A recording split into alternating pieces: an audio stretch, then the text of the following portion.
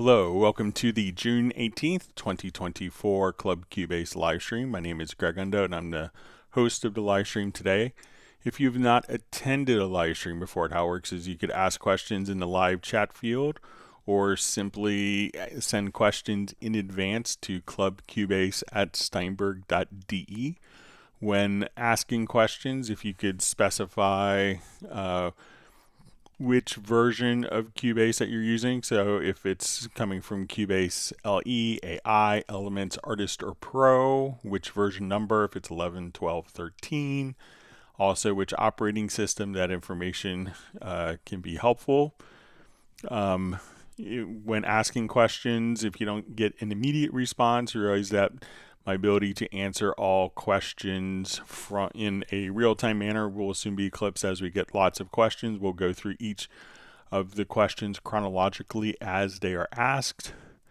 So if you don't see an immediate response, if we could avoid perhaps asking the same question over and over again, that would be appreciated. Just kind of slows down the whole process.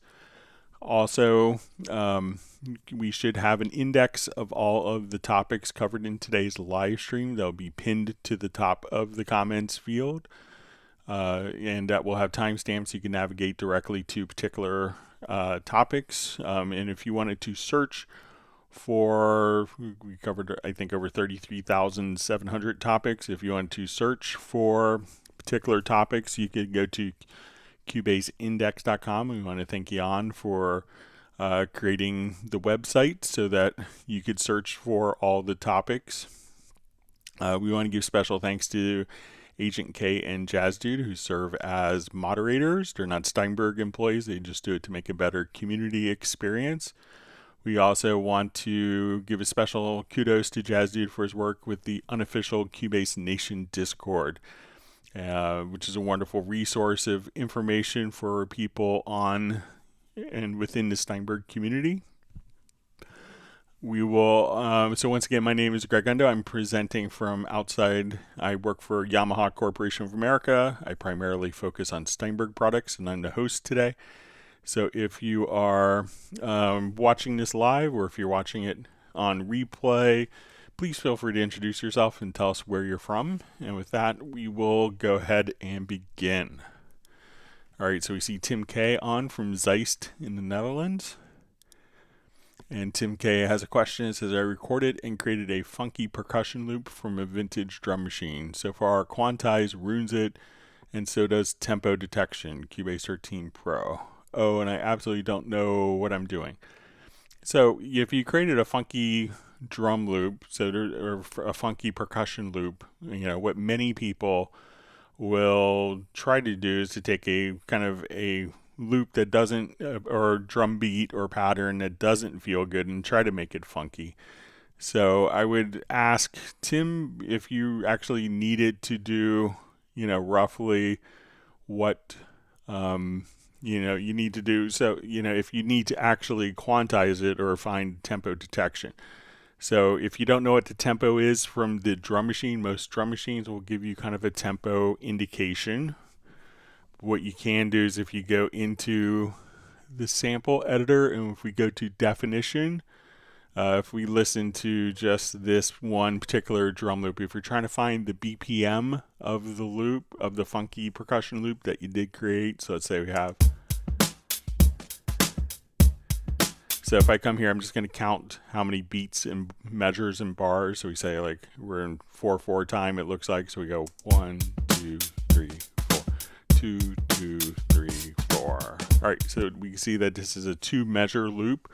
So when we double click here, we could actually see that, okay, when we put this into 2 bars, that as soon as we double click here, we could see that we could place it into 2 bars, and it will tell you the actual tempo of the audio file right there.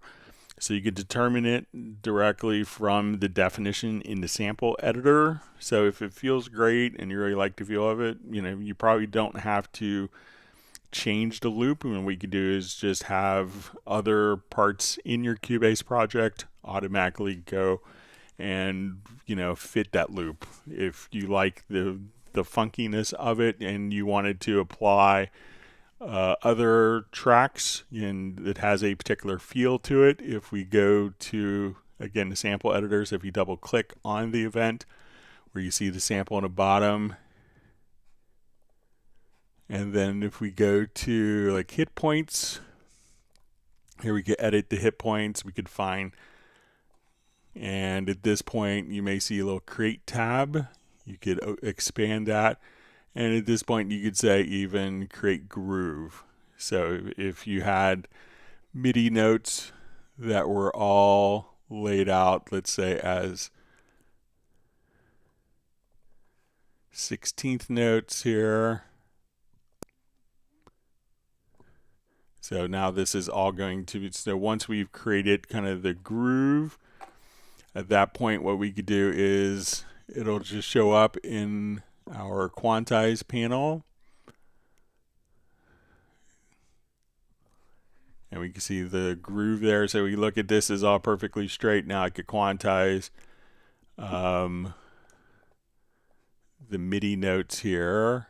I'll just extend this back, sorry.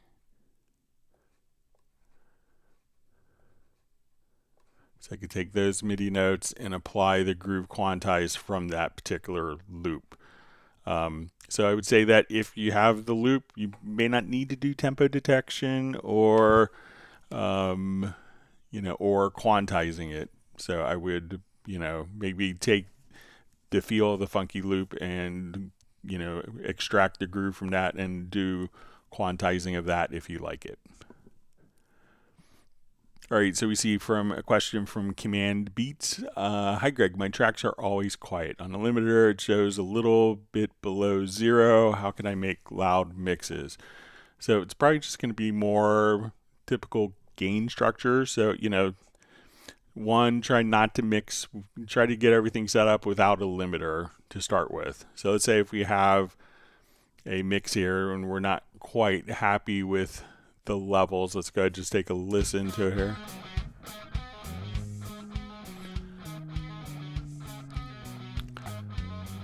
So let's say I could probably get more gain out of my master fader here.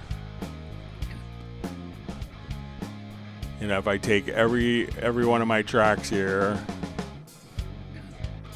and we select it, we could assign it to a VCA fader or to a group. So I'm gonna come right here. We're gonna add, let's say, a VCA fader or group channel. So now I could increase.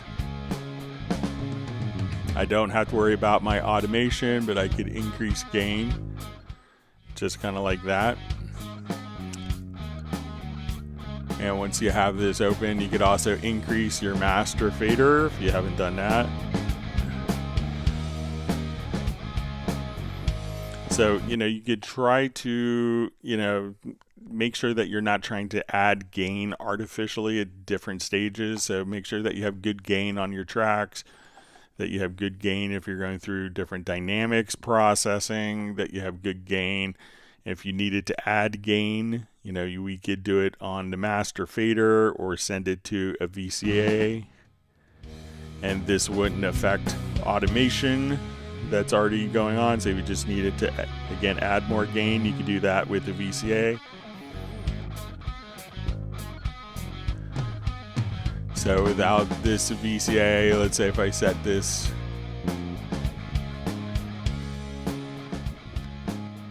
so where my master fader was probably about here. So just setting that to 0 dB and then building kind of the gain structure so that you're not trying to get all the gain from the limiter.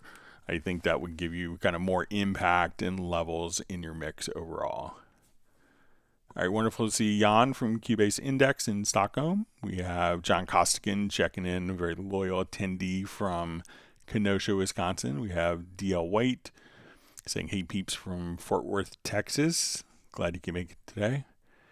All right, and we have Arnold Canal checking in from Heilbronn, Germany. Thanks for joining us this evening for you. John Costigan wants everyone to hit the like button.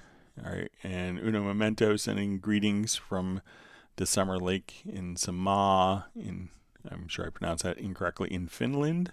I hope you're enjoying your time on the lake. We see Soren from Sweden joining us, who just has new release last week. Congratulations again on getting that completed. That's wonderful. We also see Stefan from Sweden.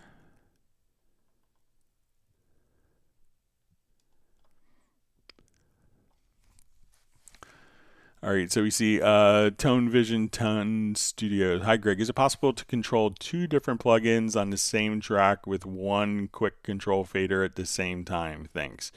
So I think the quick controls are really kind of meant to design to control a particular, a particular function. So I don't think that if we come to a track, let's come over here. And I'll just install, let's say, under distortion, a VST bass amp. Okay. And let's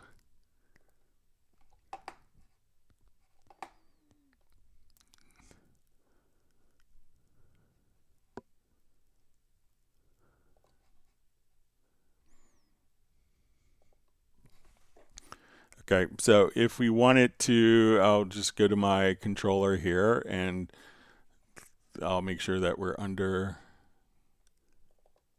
quick controls for this. Let me just change this.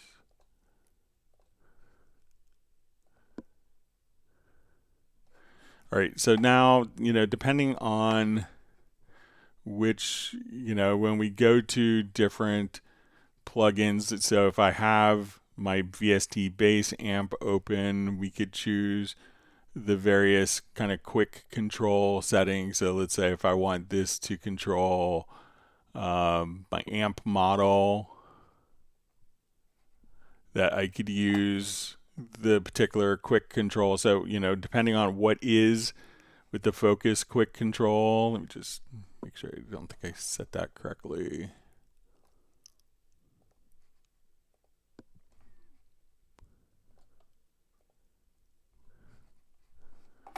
All right, so now, when I'm in the bass amp, I could switch through different models. When I'm in this particular, when this window is focused, we could control this, but it's not really designed to kind of control multiple parameters simultaneously. It's kind of whatever is set to the active window. So if I'm on a particular track, and we go down to our quick controls.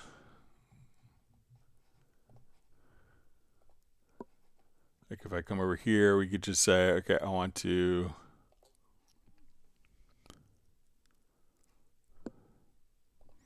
so now when the track is selected, I can control like the volume.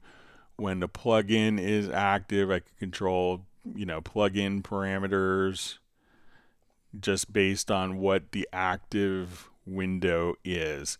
So, but it's not really intended because that could cause all sorts of unintended consequences where people could think that they're automating the volume and then be automating, 8 other plugin parameters simultaneously without their knowledge.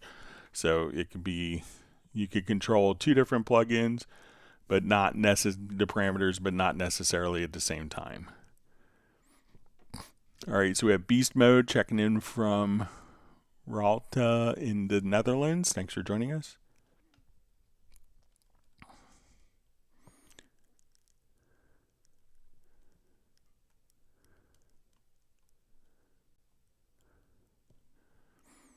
All right, so we see from Tim K about the funky drum loops. Does that make sense? It gives me some more stuff to explore with. Thanks for your help, Greg. So welcome.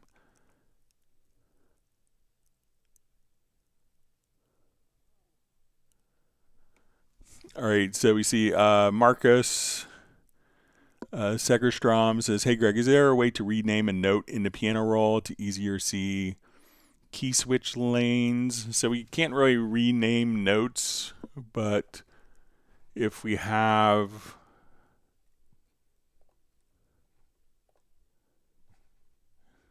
So let's say if I'll just open up.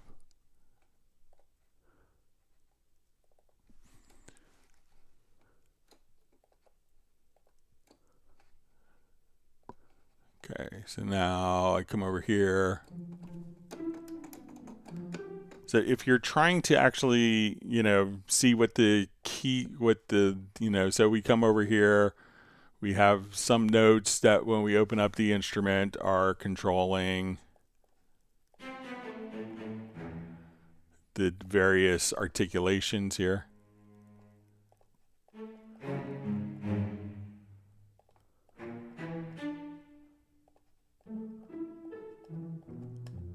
So if we wanted to actually control the articulations, probably the easiest way to do that is, using the expression maps. So when we come over here, let's go to the expression map setup. And since I have a HALion based instrument, all I'd have to do is when we go to the editor here, we'll go to the expression map, and I'm just going to import the key switches, and now all the key switches are automatically extracted in some, I think east-west will do that as well. And as we come over, we could say let's go to the articulations and dynamics, and as we do this, then we could see the labels for the various instruments. So it was for the various articulations. So this way I could see, okay, I want it to be pizzicato starting, and then I want to go to staccato, to legato, whatever. You could have your different articulations here. So while the notes can't be renamed if you're dealing with them for articulations, these articulations can be done in, if you wanted to, just open up the wrong window. If we go to the expression map setup, you can make your own, so that you could change the labels of these and make your own expression maps. So if you're doing it just to kind of see what the expression is, then I would suggest using the expression maps, because it's really the intention of that particular feature.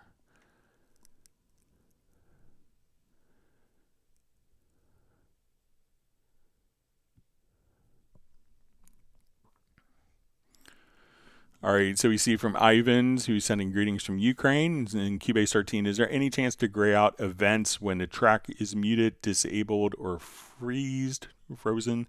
Will Project Logical Editor can help in this case? What logic is behind to leave the events lit? Okay, so, when we mute stuff, so let's say if I come over here, I could mute events on the track. So if I come here, we can mute these events that are on the track.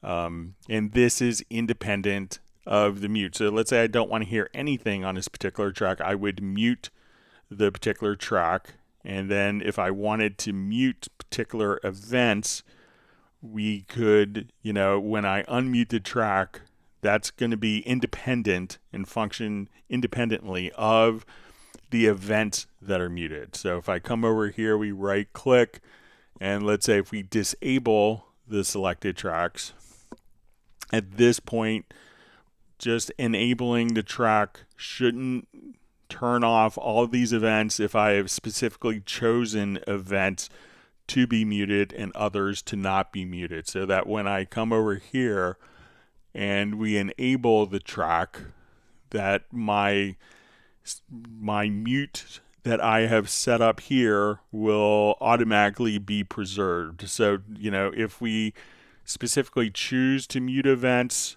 muting the track shouldn't kind of blow out, shouldn't get rid of or lose those choices that I've made, and disabling tracks. So there's kind of, different hierarchies with this. So, if we have chosen to specifically mute events and then we mute the track, I don't want to necessarily have to go back and choose to re-mute the particular events just because of globally muting the track or globally disabling the track. So that's why you don't see that correlation between the two, because if you specifically chosen to mute events, that's not going to be overwritten by just a quick mute or soloing of a different track. So that's why it's kind of two different levels of muting, depending on what you as a user have chosen to do. Wonderful to see Tiago checking in from Brazil. Glad you could make it today.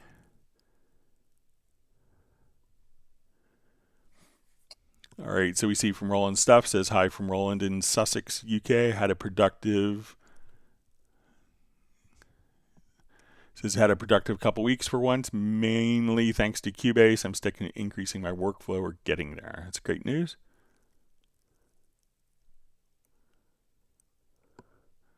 CTL White says Greg skips my Cubasis question. I didn't have the Cubasis project importer installed. Thanks. I don't think I saw it. I saw a couple. Let me see if I go back. So the only one that I see from UDL White that wasn't retracted today was just a Hey Peeps Live from Fort Worth. So sorry if I missed your question, but I don't see it listed here.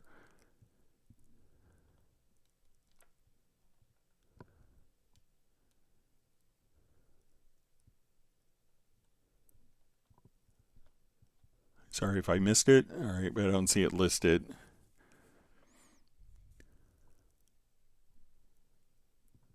All right, so we have Learn with Steven asks, hi Greg and Jazz Dude, Cubase 13 Pro, Win 10, my MIDI key editor doesn't show my entire M1 keyboard, stops at C1. How can I extend it down to C0? Thanks. Okay, so let's take a look here. We'll go back to our project.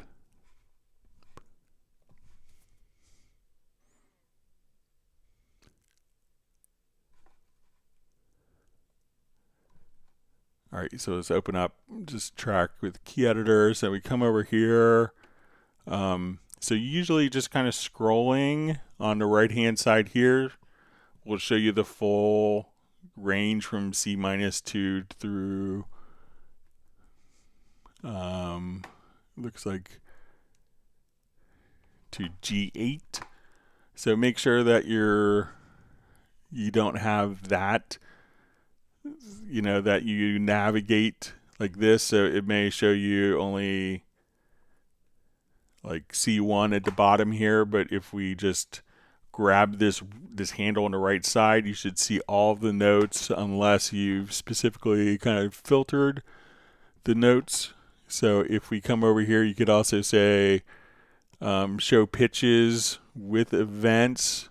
So if this in the upper left-hand corner, so if we say show pitches only within the scale, or show pitches with events, that could limit the range of the MIDI keyboard. But with this turned off, if you scroll on the right-hand side here, or if you just,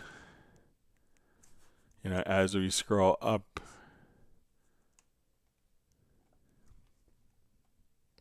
and if you just hold down the Alt or Option key and use your mouse scroll wheel, you can navigate vertically like this as well. But I don't think that there's a specific limitation unless you've activated this icon here in the upper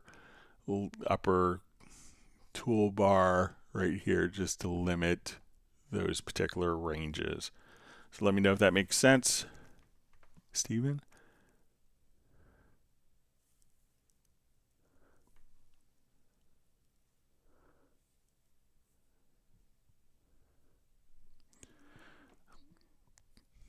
All right, so we see George Sam. Hi there. What's the easier way to make pop/Gibbsy mashups, only 4-chord progressions using plugins in Cubase 11 Pro? So if I was kind of starting from scratch, I'm not sure what Gibbsy is. Excuse my ignorance, but let's say we're going to do a new project.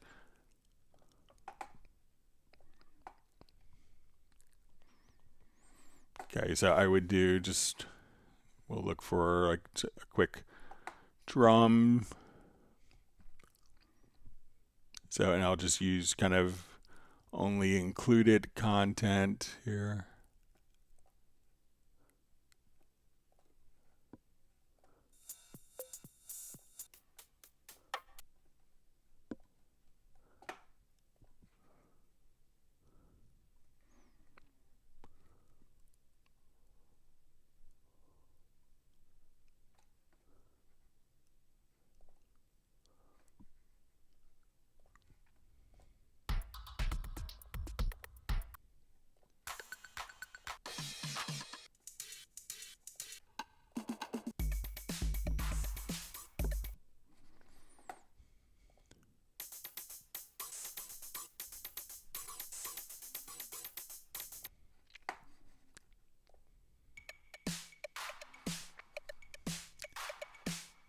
All right, so let's say I want to take this and I want to build a song based around these two loops. Okay, so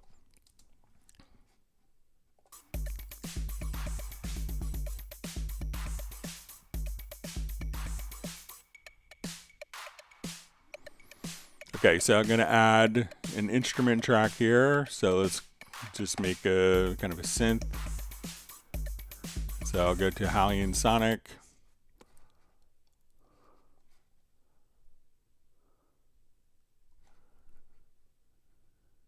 And we'll do like kind of a synth comp.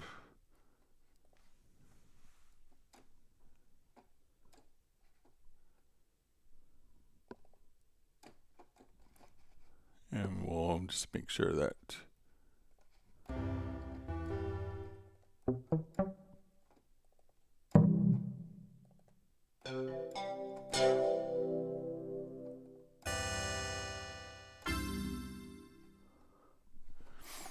okay, so let's say we have this sound, and now I want to do just a quick chord track.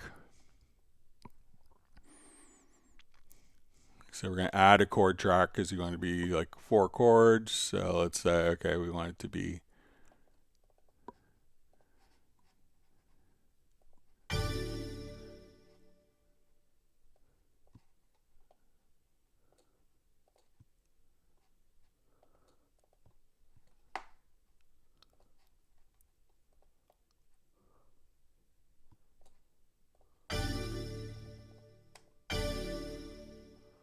all right, and let's make this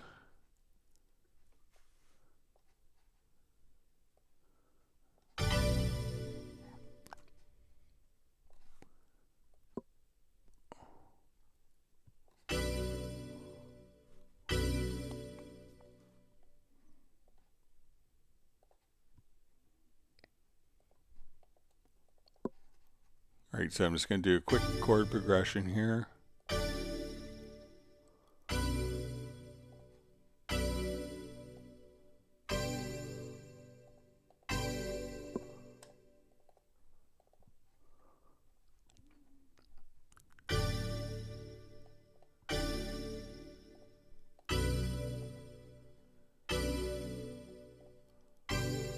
All right, and maybe I'll change this little bell sound. We'll just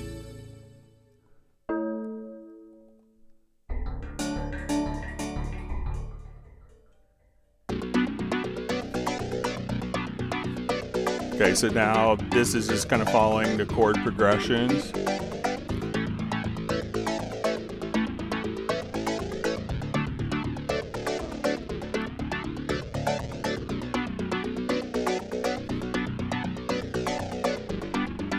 All right, and let's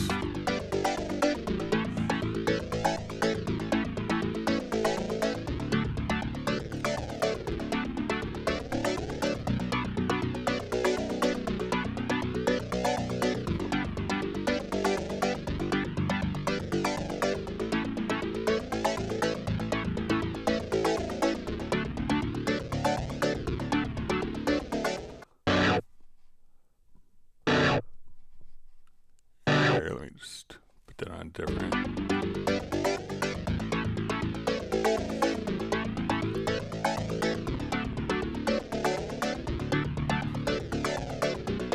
So I'm going to add a MIDI track.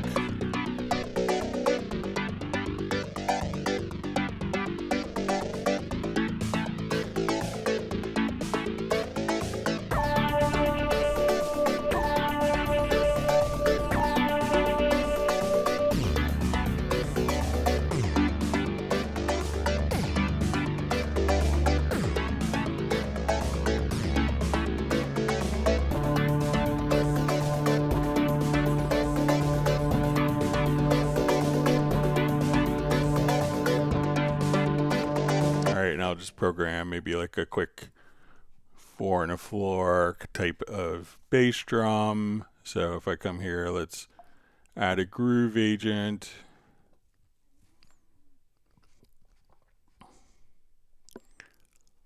And we'll load up a kit.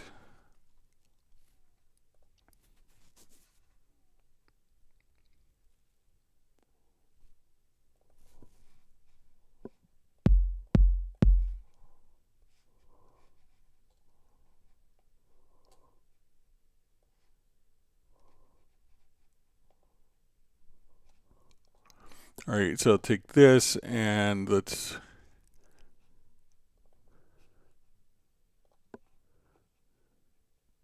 create our drum map from the instrument. And now I'm put 4 on the floor.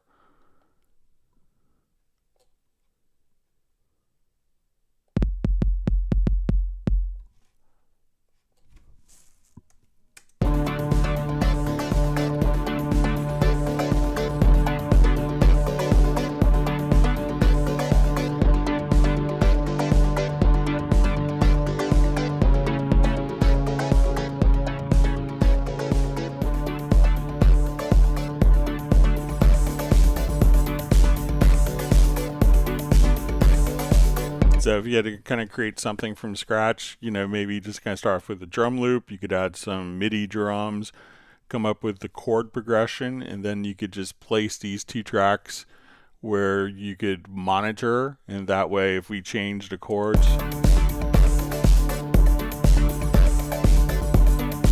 you could have kind of whatever sound you want and be able to kind of. So let's say if we want to do like change that synth bass sound.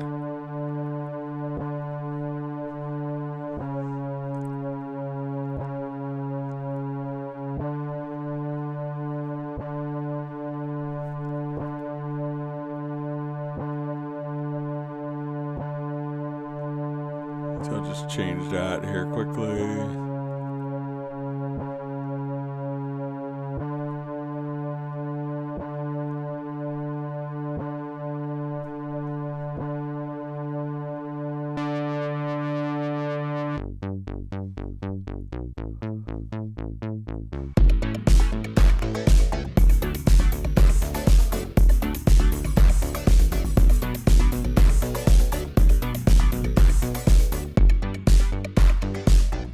So just a matter of seconds, you can take your drum loop, take like an arpeggiated synth sound. It's going to be, because we place this into monitored, we're having the chords play back the monitor tracks. And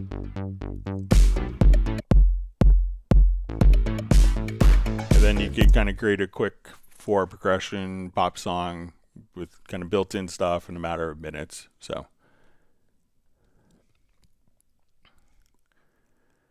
All right, so we have Peter checking in from Montreal, Canada. Glad you can make it. We have Boris saying hello. Thanks for joining us today. And we see Peter's right in the heat dome in Montreal where it's 38 degrees Celsius. So.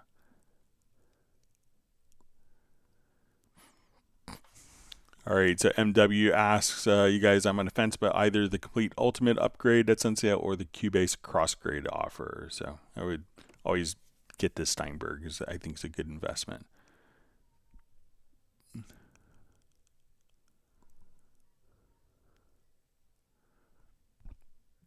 All right, so we see Donnie ask how to join adjacent MIDI parts on multiple tracks and lanes without merging them into a single part. Keep them on their lanes and join them continuous batch process, not gluing one at a time. Thanks. All right, so let's say if we had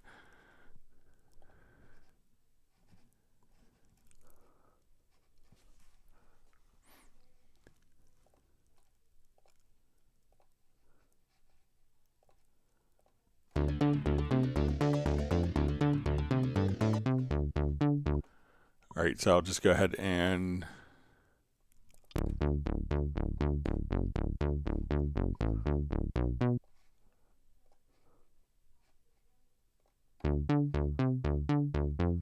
I'll record some different MIDI parts here, and we'll just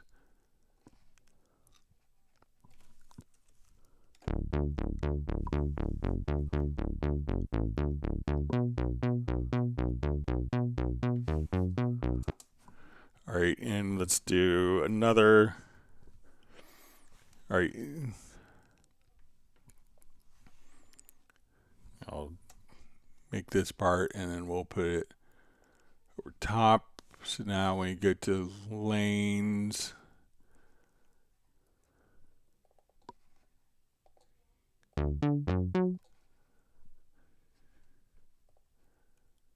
Okay, so we have lane set up. So how to join adjacent MIDI parts of multiple tracks lanes without merging them into a single part. Keep them on their lanes and join them continuous batch process, not gluing one at a time. So if we have like a number of different parts like this, if you don't want to glue it one at a time, if you hold down, if you grab the glue gun, so let's say if, we have, let's say this drum part here. So if I wanted to, we have 3 separate events here. So if we want to grab the glue gun, instead of doing it one at a time, hold down the Alt or Option key, and then you could glue all of those events that are touching each other. So let's say if I come here, let's make a copy of this. So now if I come and we glue, so we could come over here and just hold down the Alt or Option with the glue gun, and then that will join it into one contiguous part without having to do it one by one. So let me know if that's helpful for you, Donnie. Just so again, if we see all these different events, like if I wanted these 3 events to be one, and we have this spread, 40 times, and you don't want to do it one by one, again, just grab the glue gun, hold down the Alt or Option key, and then you could join all of those parts together into one single contiguous event. So let me know if that's helpful for you, Donnie.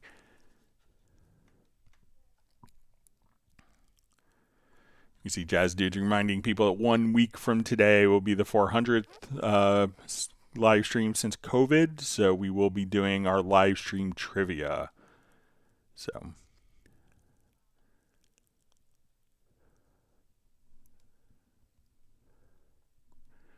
we see Daniel just says he has a meeting to go. He's going to a meeting. He's going to miss today's live stream, at least the first half. He's got to thank you, dude. Your Groove Agent hidden button did the trick. Says it doesn't repeat now. Any place where I put it. You're a lifesaver, truly. Hope to see you in the second half teaching. All right. We hope you make it back in time. Enjoy your meeting.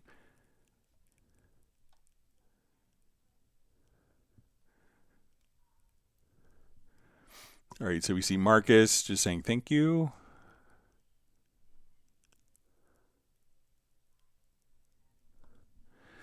See, Daniel also asked, did the notes help you in any way last time? Did they help me concentrate? So yeah, they did. Thank you for sending them, but don't feel obligated to do it. Just part of my responsibility of hosting the live stream and doing all the notes. So it's good for me to go back and review as well.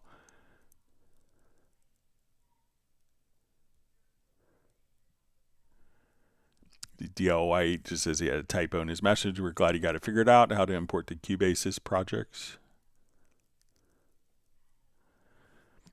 All right, so we see from Learn with Steven says, yes, that's the issue. Show pitches was constrained. Thank you. So, all right, wonderful to see Best Korean Jesus on early. Glad you could make it early today. Wonderful to see you on. We see Banana Gurab says, thanks for these streams. So you're welcome. Thanks for being online and being a part of the live stream.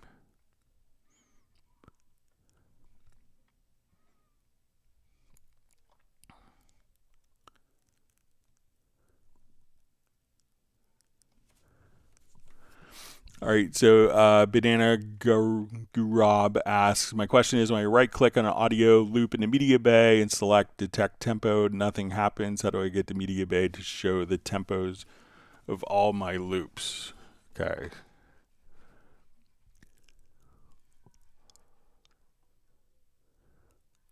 Okay, so we'll go to our media bay here.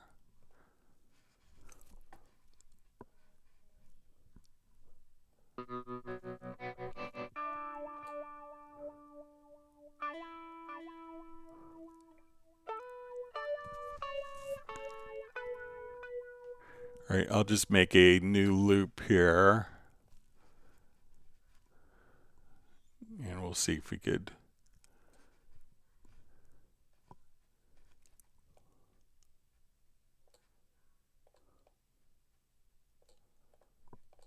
Okay, so I'm going to take this kick loop here. We did 4 measures, and we're going to change the tempo playback to 117, so it's not so. Then what I'm going to do is we'll come over here to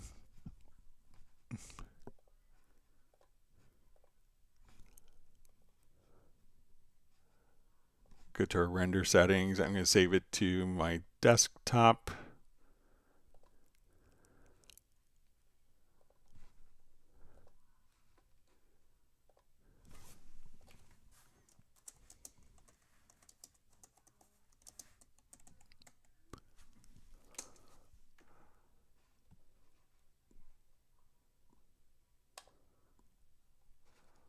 Okay, so we have that drum loop. Let's go to Media Bay.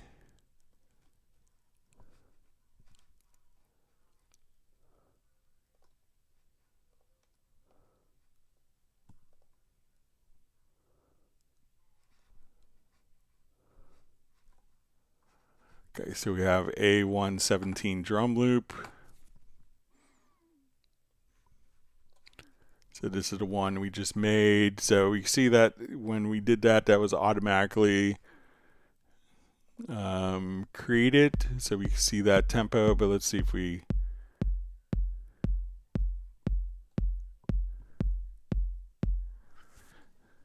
so I'm not sure if I see the when you right click, I don't see the detect tempo. There's kind of a check tempo function, but let me know if you're doing the detect tempo or if you're doing check tempo, and let me know if if you're doing a different function with that. But when I right click, I can see the check tempo.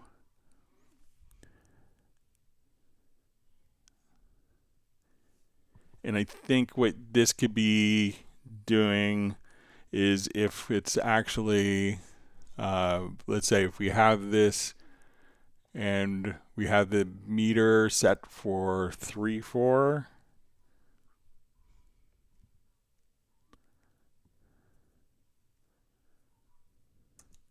So let's see if we change the meter of the loop.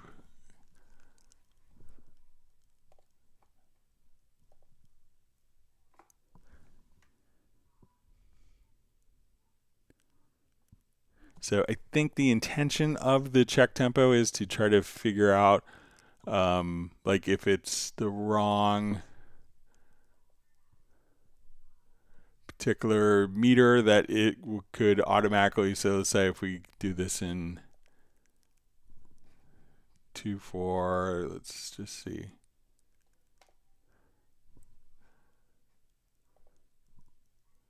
That it might change depending on the tempo, but I don't think it's an automatic tempo detection from within. And for that, you could go to, again, the definition tab in the sample editor and set how many beats it is. And then you could kind of set the tempo accordingly there. So, right now we can see that. So, but I don't think it's an automatic tempo detection. So, all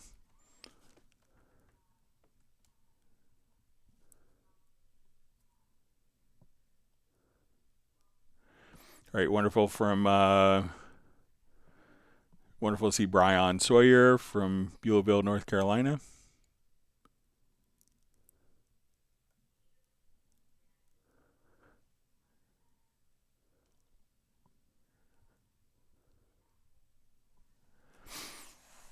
All right, so we see from Z Techno, how to randomize sample positions directly in the project window.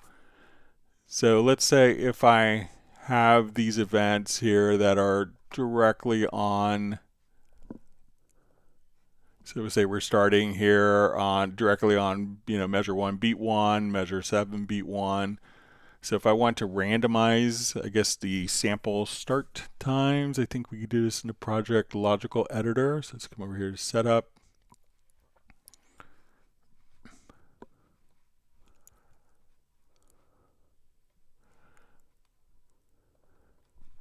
So we're going to say container type is an event, and we'll say that the property is set to is selected, so we won't do every event. And then we'll say position.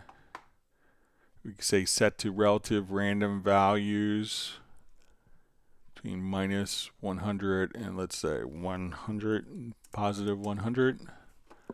So let's see if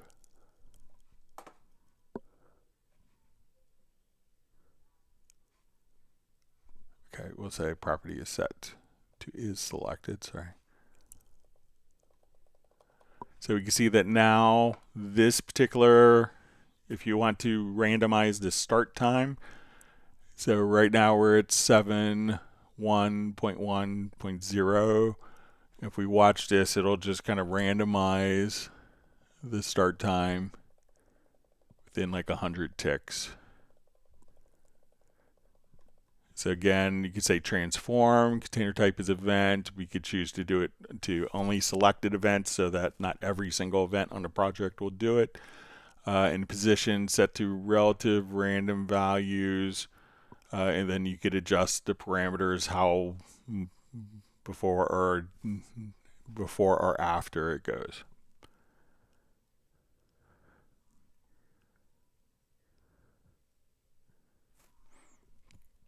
All right, Cristobal asks, hi Greg, any Spectrum viewer to compare a mid-side EQ? Thank you.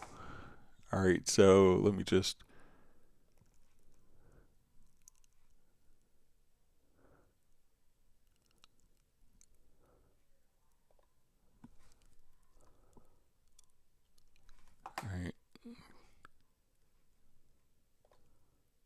load up this project one more time. So I think we could do it utilizing the supervision.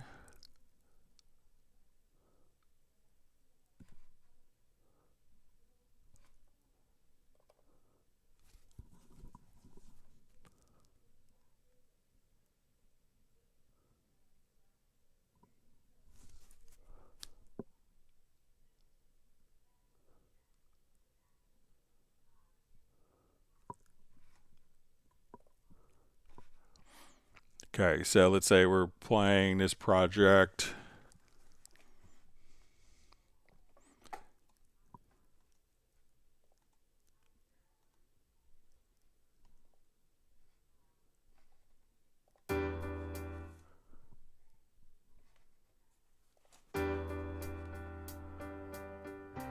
What did you say? All right, so I'm going to put a mid-side EQ here, frequency.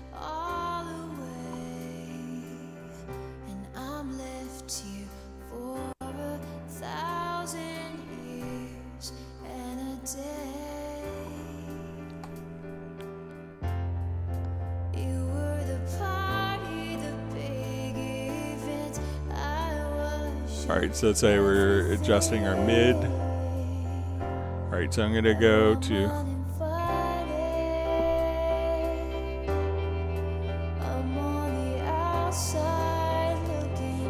so now basically we're just EQing the middle part of the panning spectrum with this.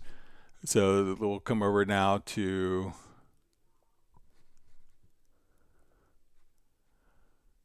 supervision under analyzer, and I'm just going to do this in the, and let's check our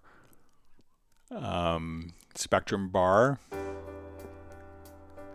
right, so right now we can see the stereo, but we could also see kind of just the mid. So as I make adjustments to the mid,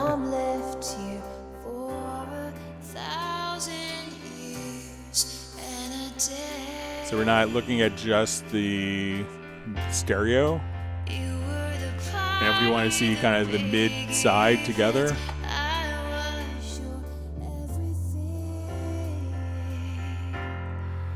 or if we want to see just like the mid part,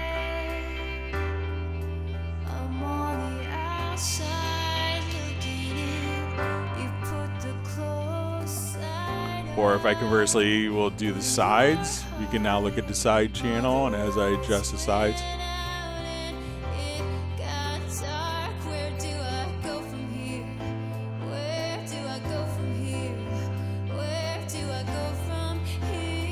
so at that rate we can kind of visualize what's going on with a mid-side EQ. So we could see that in not only the spectrum bar, but if we wanted to look at the level and other functions, we could see what the result is on the mid and side channels as well. So let me know if that makes sense and kind of covers what you want to do.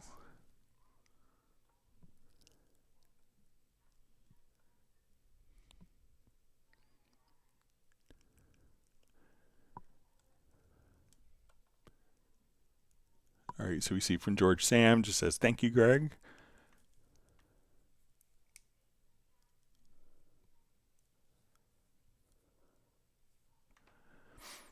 All right, so Brian Sawyer Senior says, stupid question. I've assigned left and right in control room for my UR816C, but left comes out on A and right comes out on B. Can't get stereo.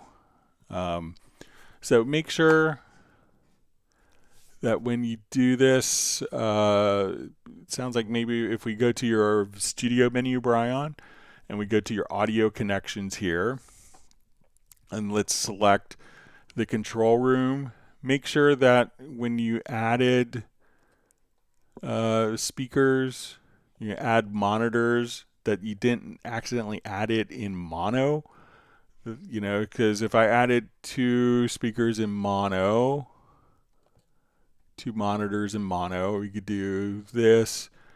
So now when I come here, it would only show that I could only, you know, do like outputs there. So this would be, you know, a stereo output. So make sure that when you come here that you see left and right. And I'll just remove these. So, you know, make sure that you didn't accidentally add two mono monitors.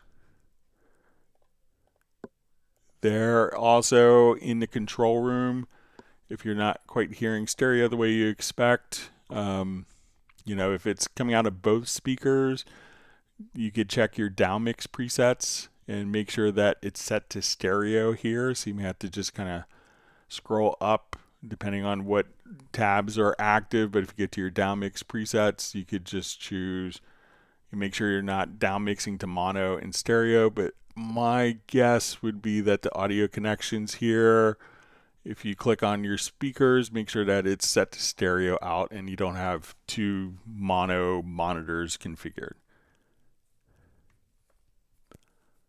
All right, wonderful to see Michael Teams from Weatherford, Texas. All right, so we have Satish, the SK, just says, thank you, Greg, so you're welcome.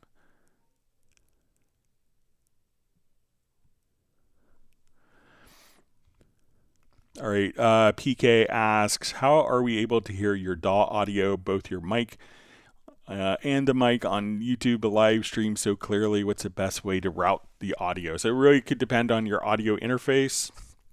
Like if you have a Steinberg URC interface, these will actually show up as three audio devices. So when I come over here, I could say, okay, let's go to my studio setup. I could have Cubase going out of my DAW output. I could have my microphone, and you can see that when I go to my Steinberg UR interfaces here, that I have the DAW, so one audio interface. I could send the DAW out. I could have my voice, my microphone plugged in, and then I could route everything out directly to the streaming output. So occasionally, like, you know, I had a cough a couple weeks ago. So this is, you use one audio interface basically for three different functions with the Steinberg URC. So not every audio interface has that capability. What I've had set up since before that was released earlier this year is I take the audio out from my audio interface. I have a Yamaha AG08, which is a streaming mixer. So I take the analog out from my audio interface, my UR24C, into the AG08. My microphone is connected into that, and I have a mute switch. So if I have to call, I can just hit a mute switch on and off, just to, if I have to cough quickly. And then I use, for the live stream, I used the AG08. So I kind of use two different audio interfaces. I probably don't need to do that anymore. I like the convenience of hitting a button for a cough switch, though, just so I don't have to virtually infect people with a cough. But I use kind of two different interfaces. But now with the URC, since they updated to the version 3 software, I could do everything with just a URC.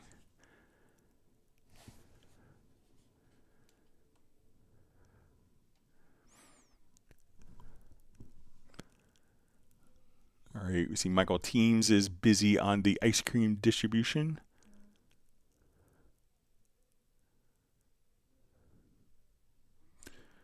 All right, so we see TJ just says, please make AI instrument plugins like Audio/Suno. So I think, some things are doing that, but I think it was so great that they would already be taking over the market.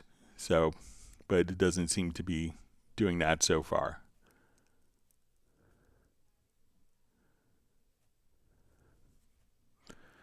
All right, so we see TJ says you don't need a computer to run DAW to make music. So obviously people made music with tape machines for many years. But I think if you're thinking of the AI route, that probably if you write a song and you're using AI algorithms, that you probably won't own the song, and the company that you got the solution from would probably own your songs. So I think most people eventually like to get paid for what they create.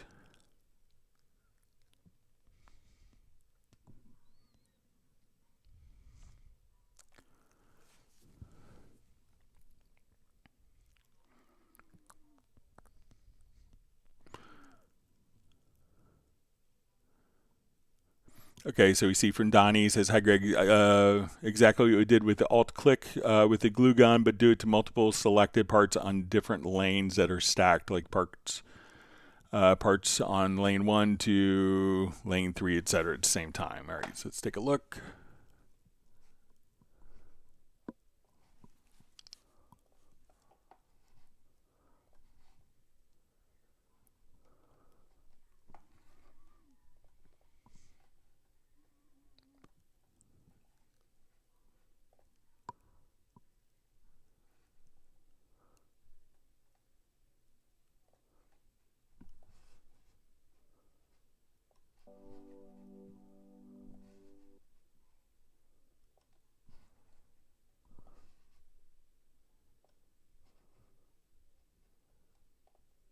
Okay, so let's say I duplicate this track here.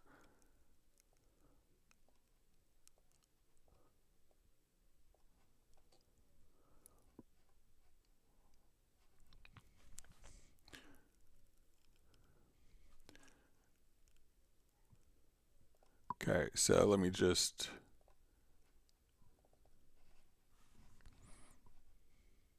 move pitches around here.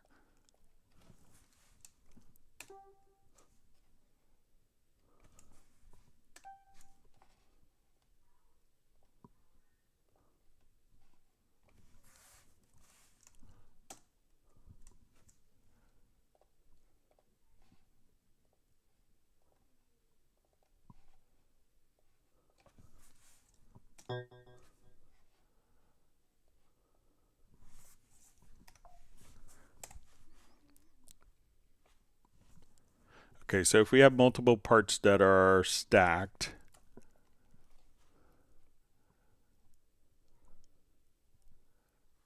I think if we, let's see if we can do this on multiple. Here, let me just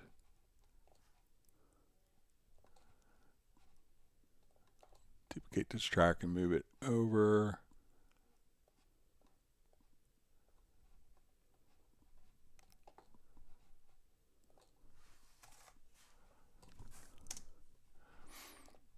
Okay, so if we have parts that are stacked and we want all those to be merged, I think if we just grab Alt and the glue gun, that we could merge all those events into one. But let's see if we can do it for multiple events here. So let's try. So I think if we're merging kind of different ones, we may have to do it one at a time, but let me just see if we could come over here.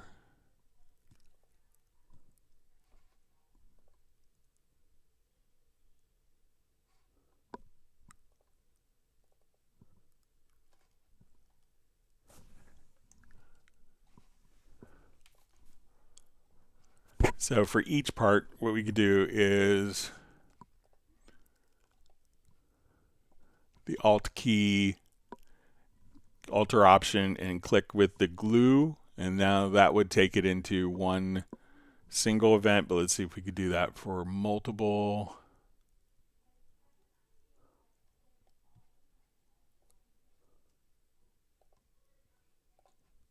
So it looks like it did individually for multiple. Let me see if there's.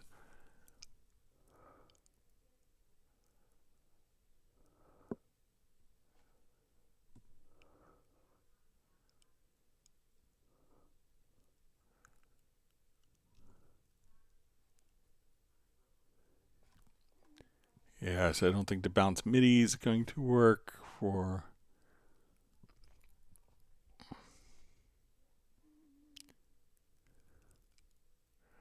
Yeah, so I don't know of a way of doing it. I could play around with it some more, but you can Alt option on each one if you wanted to merge all of those different lanes and stacked MIDI events on top of each other. But I don't know a way to do it right now, but I'll see if I can play around with it some and see if we can have an answer for Friday.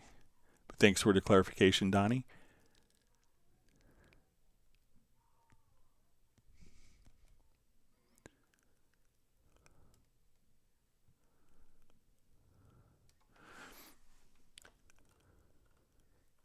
All right, so we have a question from Flyv. Just says,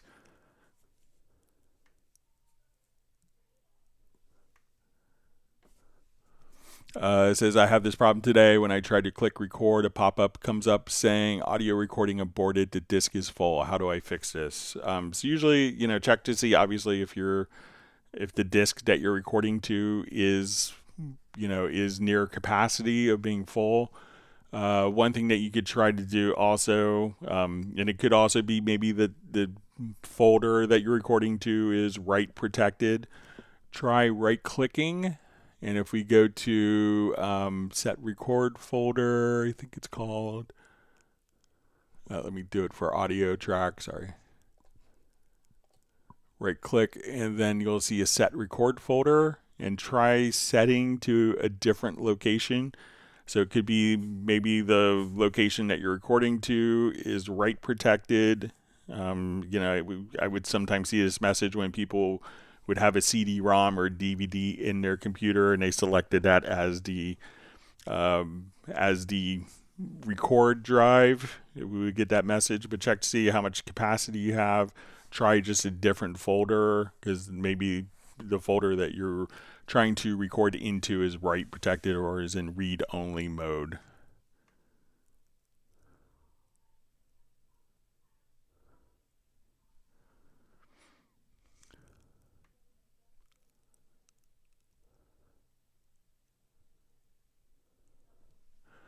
All right, so we see Rod asks, we see Roger Cabo saying hi to everyone. Glad you can make it today. So Rod asks, hey Greg, sorry if it's a common topic, but I think Cubase only imports the MIDI scripts written in Java, but like the Korg Nano control doesn't save on this format. I guess you can't change the Java only thing. So I don't think it's, I'm not sure if it's only written in Java. I mean, so, for mine, let's say I have the Korg Nano control here in the MIDI remote. As soon as I connected my nano control, it was automatically recognized. So I'm not sure if you actually need to import MIDI scripts because it's one of the natively supported devices with MIDI scripts on it.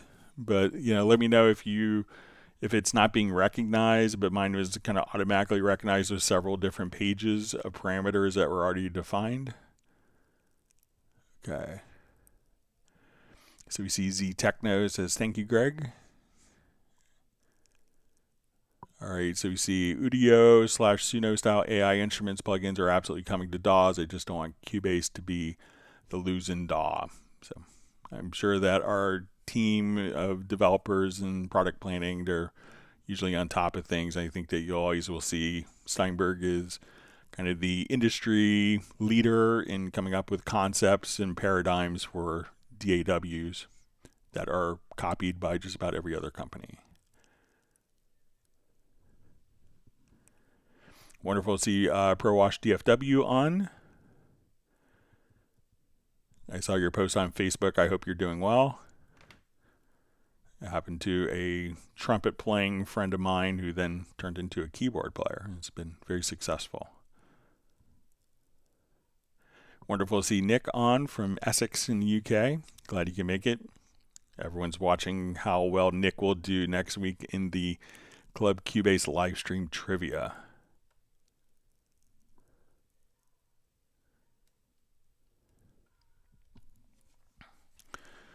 All right, so we see CMAC Productions just says, anything new with the Era integration in Cubase with Spectral Layers 11 releasing tomorrow. So I haven't had a chance. I didn't see anything specifically mentioned in the documents or in the kind of preview live stream. So it may work the same way, but I'll be getting my copy of it tomorrow. So I can maybe give you a different answer on Friday.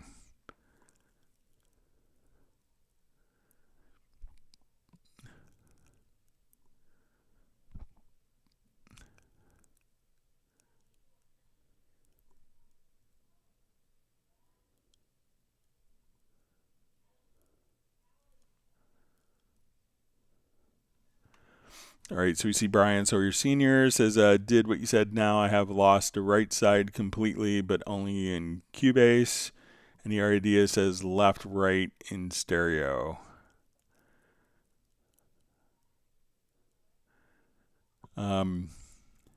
See if I don't have a UR816C, but, check inside of the mixer here and see if there's any. Usually like the outputs are pretty straightforward, and this will be stereo out. Make sure you don't have maybe like the DAW here like panned all the way to one side in the UR816 mix console, but it seems like that should work for you, Brian. And if you want to email me, I'd be happy to do like a quick remote thing and take a look at your system if you want over Zoom. See, Brian is very happy with the ice cream selection granted to him by Michael Teams. And Michael has given Nick 1 gallon of peach ice cream, which is always nice to have. Wonderful to see Mark Rabin and his dog, Stella, who has joined us. Everyone give Stella some virtual dog treats, and everyone give Stella a big woof.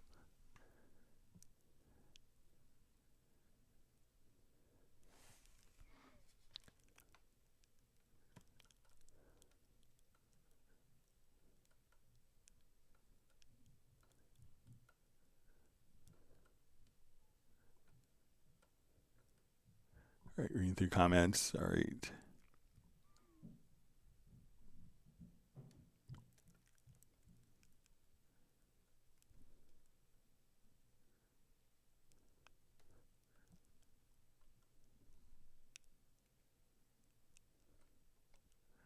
See that Mark Graven got snow in the mountains in Montana, but it's 86 degrees in Weatherford, Texas, where Michael Teams is.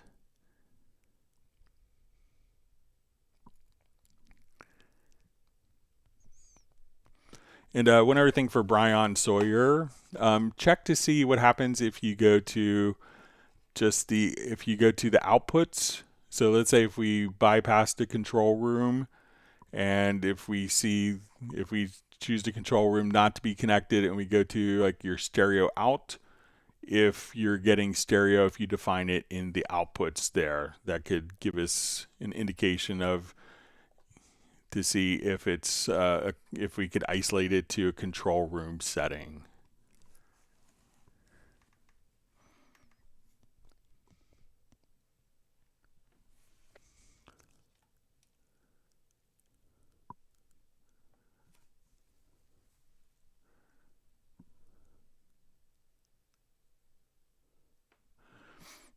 All right, so we see Rai P asks, I'm using a Yamaha Clavinova digital piano connected to my Windows 11 laptop via audio cables through a USB mixer to my PC. I can't figure out how to sync my digital piano drums with Cubase AI 13. So I'm not sure if the Clavinova actually will sync to MIDI clock. So a lot of times those are just kind of for like built-in patterns for like, audio accompaniment. But what if the drums, and I'm inclined to think not, but there could be a chance. But if the drums are capable of syncing, what you would need to do is to have the Yamaha Clavinova to go into external sync, like MIDI clock sync. We would go to the transport here and choose activate external sync. And we go to the project synchronization setup. We want to go to the destinations, and you'll see MIDI clock destinations. And wherever you have the MIDI connected, let me just read.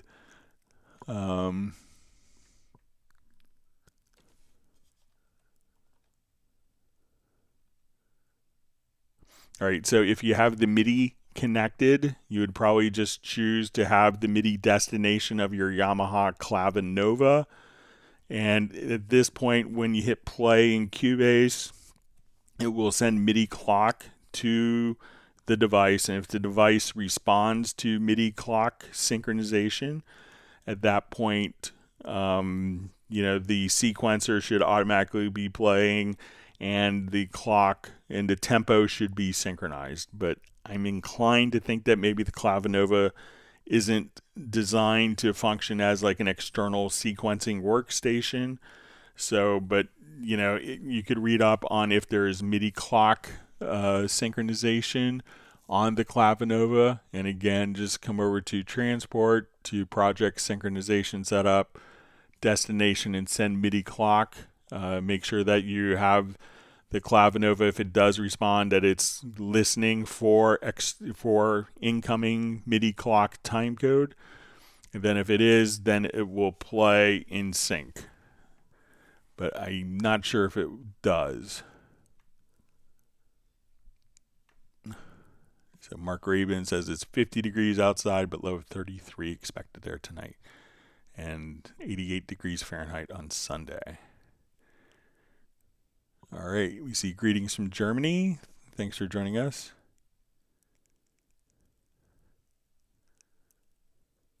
All right, Mark Rabin asks, is today the Zoom? So we'll be doing the Zoom, I think, on, it'll be the 28th, I think, is the last one of the month, but we will be doing our Zoom social, I think, on the 28th, and our live stream trivia giveaway on the 25th. So the 28th will be the last live stream of the month, and then we're already into July 2nd. Will be kind of the first live stream in July.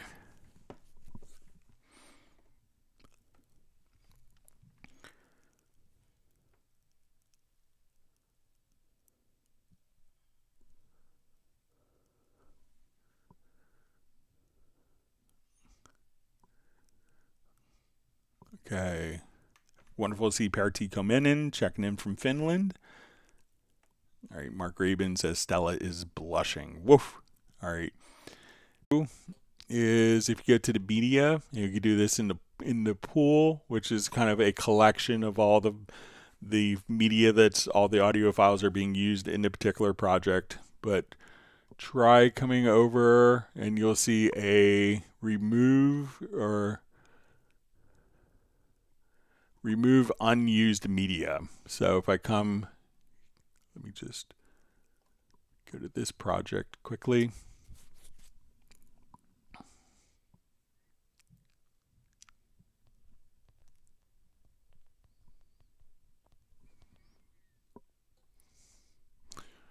Okay, so if I, let's say, delete a file from the project and we go to media, you'll see this function for remove unused media. So try that and then saving the project once you've done that. And then the reference to the unused files should be gone. So once again, go to your media menu, remove unused media.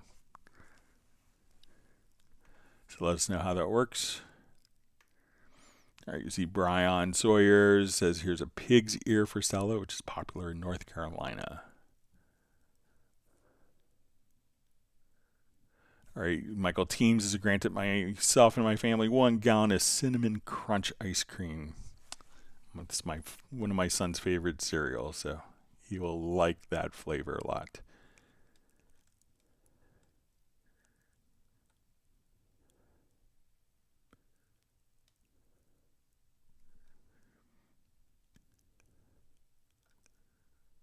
Okay.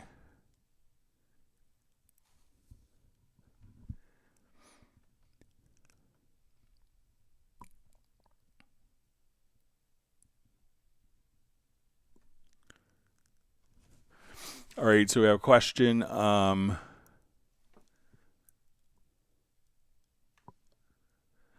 Okay, it says is there a mixer in the mixer? Is there a way to not show folder tracks if the folder is folded and not collapsed in the project, like reflect the project visibility of tracks in the mixer? All right, so let's.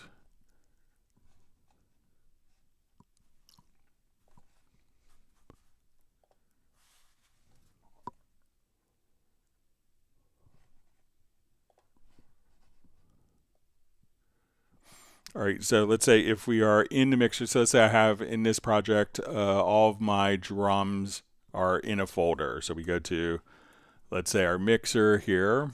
All right, so I'm just going to hide my input channels. Let me just, oh, sorry. Okay, so, if we are, so closing a folder doesn't necessarily mean that the project, that those particular files are not playing. So we could think of the folders as being kind of organization for different tracks. And, when we have different tracks, it could be tracks that don't pass audio. It could be a MIDI track. It could be a chord track. It could be a transposed track. So all sorts of different tracks could be in a folder. So, the folder isn't necessarily, so related to the mixer. But if we want it to come over here, so we could collapse the folder.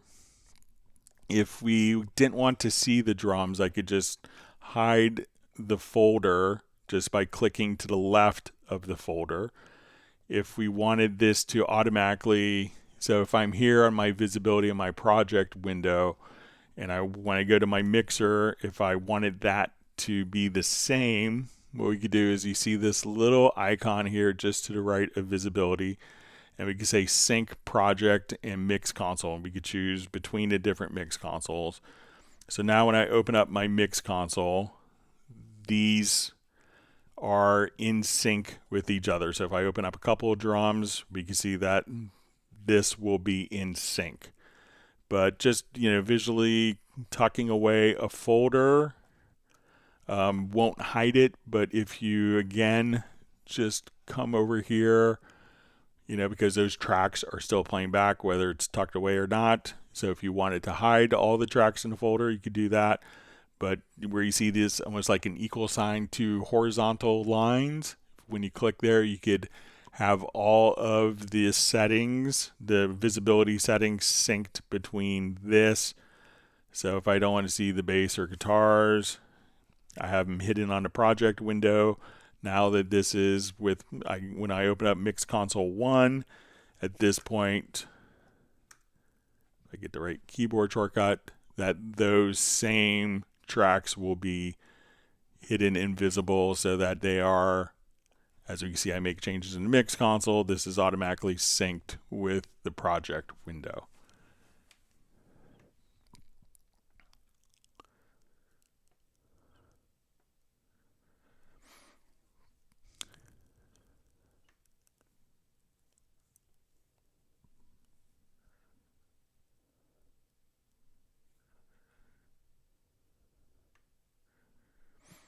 All right, so we see follow-up from Brian Sawyer Sr. So this is just a left in stereo out in output. Then it says this works in our DAWs list too. It works fine. I believe it has something to do with what I'm doing wrong in Cubase. So Brian, if you want to send me just a quick screenshot of, if you open this up, if you want to send me a screenshot via email to clubcubase@steinberg.de, go to your control room and just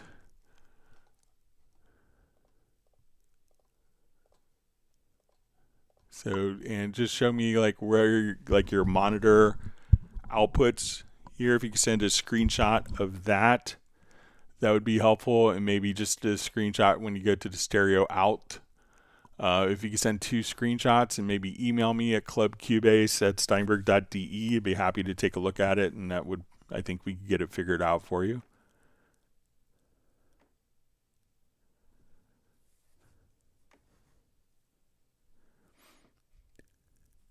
All right, so we see from Flyv, he says, thanks, Greg, but I'm still getting an error message when I try to record. I did just recently activate my VSTs on a new USB hard drive. Maybe that has something to do with it. So, it could be, but, just check when you do a new project, and, you'll get the hub, and we say, I'm going to start with create empty. Make sure that, like, this is a really critical stage where you define the folder. So, try defining this. A lot of times people may just automatically put it into the same recording folder. But see, at this step, if you choose a different hard disk or a different folder or a different location, if that changes the scenario for you.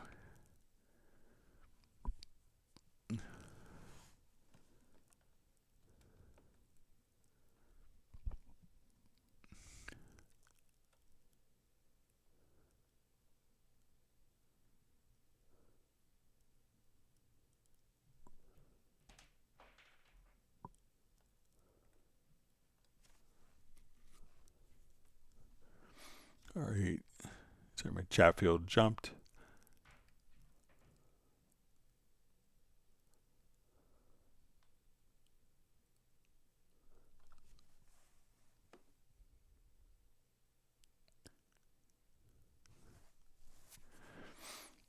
All right, so we see, wouldn't it be a neat feature if we could move tracks in the visibility section of the left zone, or is that a possibility I didn't know of? So, if we're in the left zone, we can move tracks kind of like this.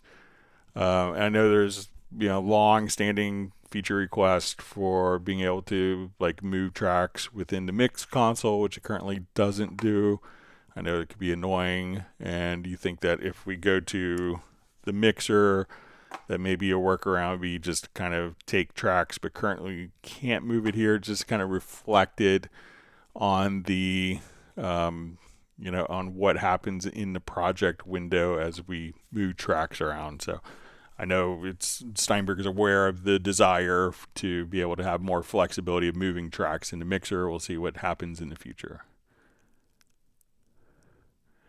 All right, wonderful to have Fabio joining us from Italy. ProWash DFW just says Cubase is so relaxing. So that's good.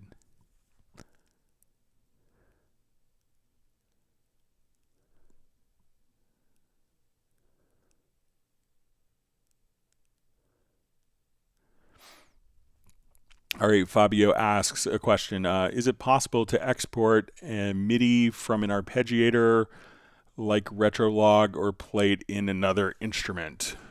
All right, so let's say if we have...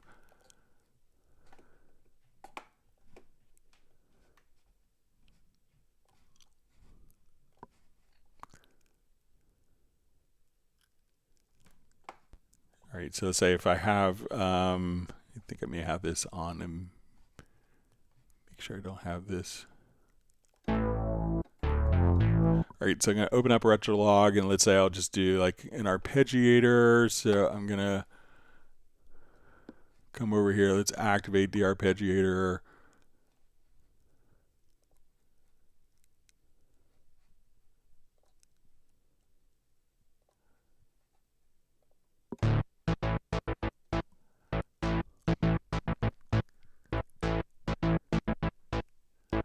All right, so if we have this arpeggiator and we wanted to apply it to...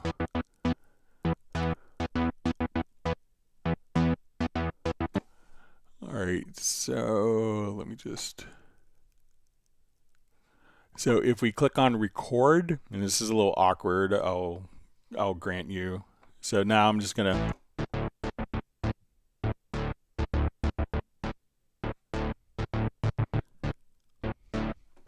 So now that I've stopped that, we can see that we now have this little MIDI port with a little arrow. I can now drag this over, and as I play this part,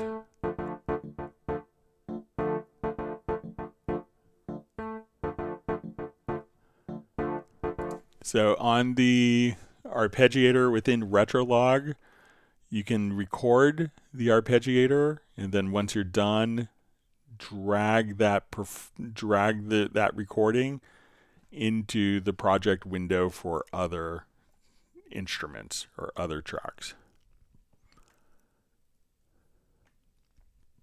So let me know if that makes sense, Fabio.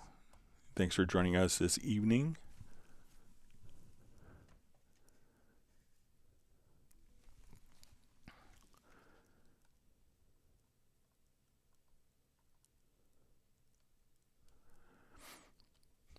All right, Scion B asks, can I tune a vocal track in Vari Audio using a MIDI track in the same project as guide? Can the tuning be done automatically, or does it need to be done manually? So it's not going to automatically take a MIDI part and, you know, pitch directly to that.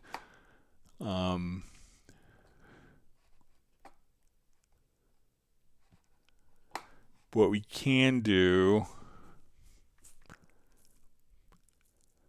you know, if you wanted to see the MIDI as a reference, let's say I'm here and we're doing our Vari Audio.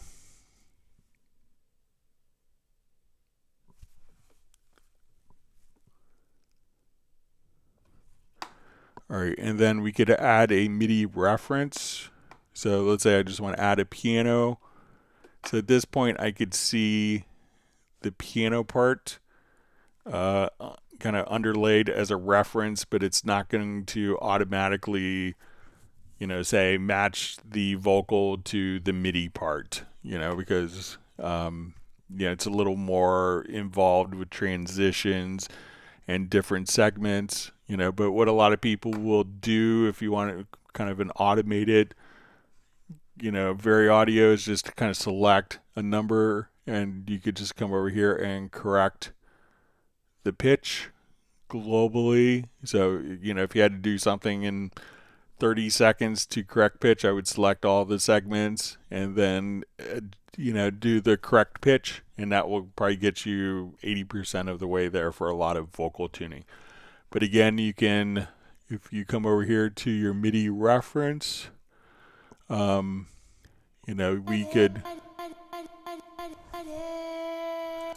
could have different MIDI parts automatically kind of underlaid so that you can say, oh, I want to move it to where that particular pitch is right there. So you have a kind of a harmonic guideline.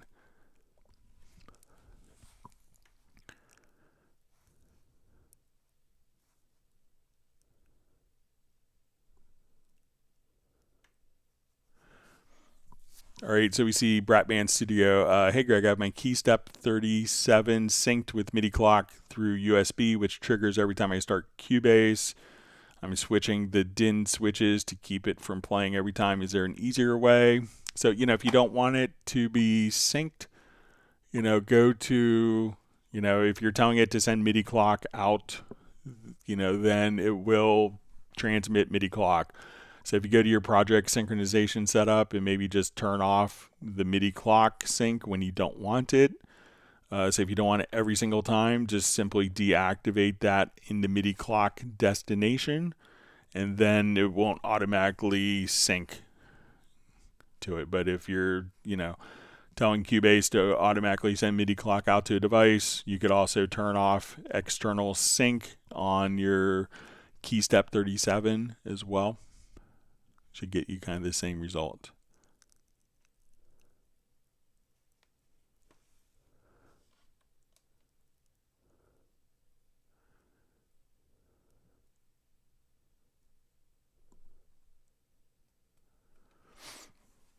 All right, so we see from Exterminator Javier. Hi, Greg. Under Preferences, Project and Mix Console, scrolling, disable mouse wheel for parameter change. Even if the option is activated, the wheel still changes volume parameters in the mixer. So yeah, it does, and that's kind of by design because a lot of people really like that. So the intention was if we had, with that particular preference, so we'll come over here and we see this scrolling disabled. So, this is when we're doing scrolling. So let's say if I had, multiple sections here, what people were running into in previous versions. So let's say if we have all of these settings, so they would start when they were in the mixer and they wanted to scroll to see different parameters. And if they started on, let's say, the EQ, that without that, what would happen is they would come here and they would adjust the EQ if they weren't super careful where they started the scrolling. So it's when we're scrolling that we don't see this, and this also kind of comes into play with if we have multiple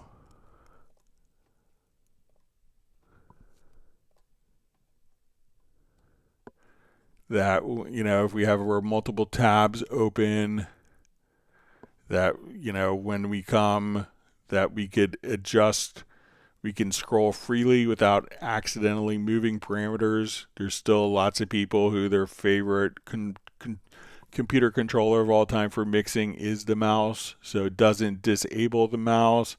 But when we're scrolling up and down vertically with different parameters here in the mix console, that scrolling won't inadvertently change values.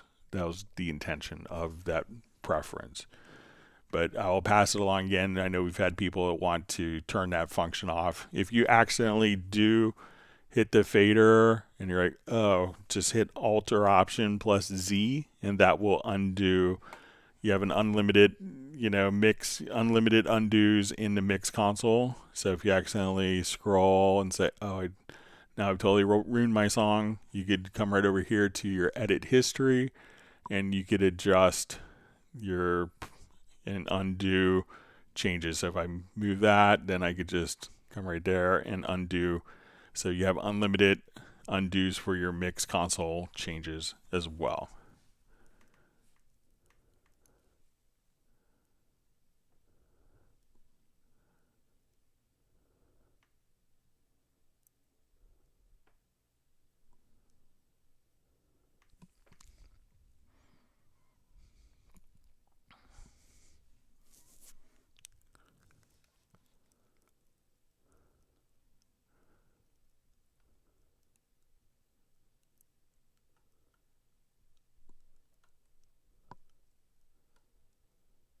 All right. All right, so we see from John Costigan. Hi, Greg. I'm trying to export 20 songs using cycle markers. Some of the songs use different versions, version 2, etc. Should I have used lanes? Is there a fix? All right, so I would say that if you needed to switch track versions, that I would maybe, all right, so we'll just simulate this to show it for others.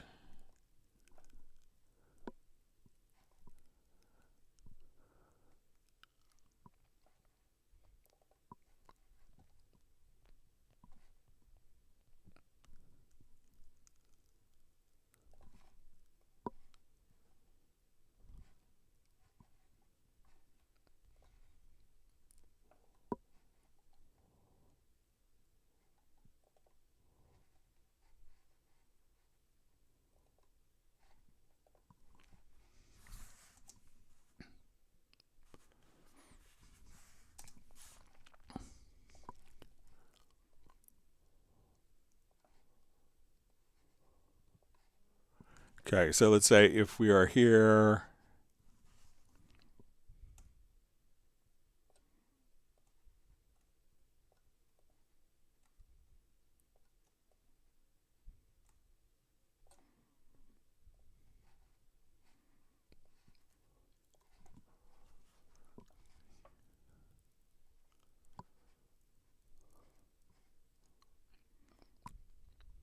all right, so let me just,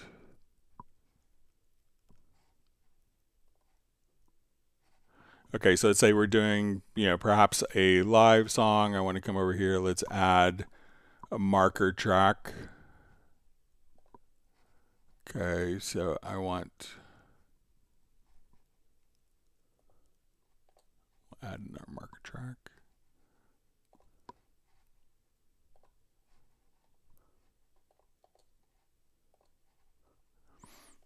All right, and in this, I'm going to, okay, so let's say song 1.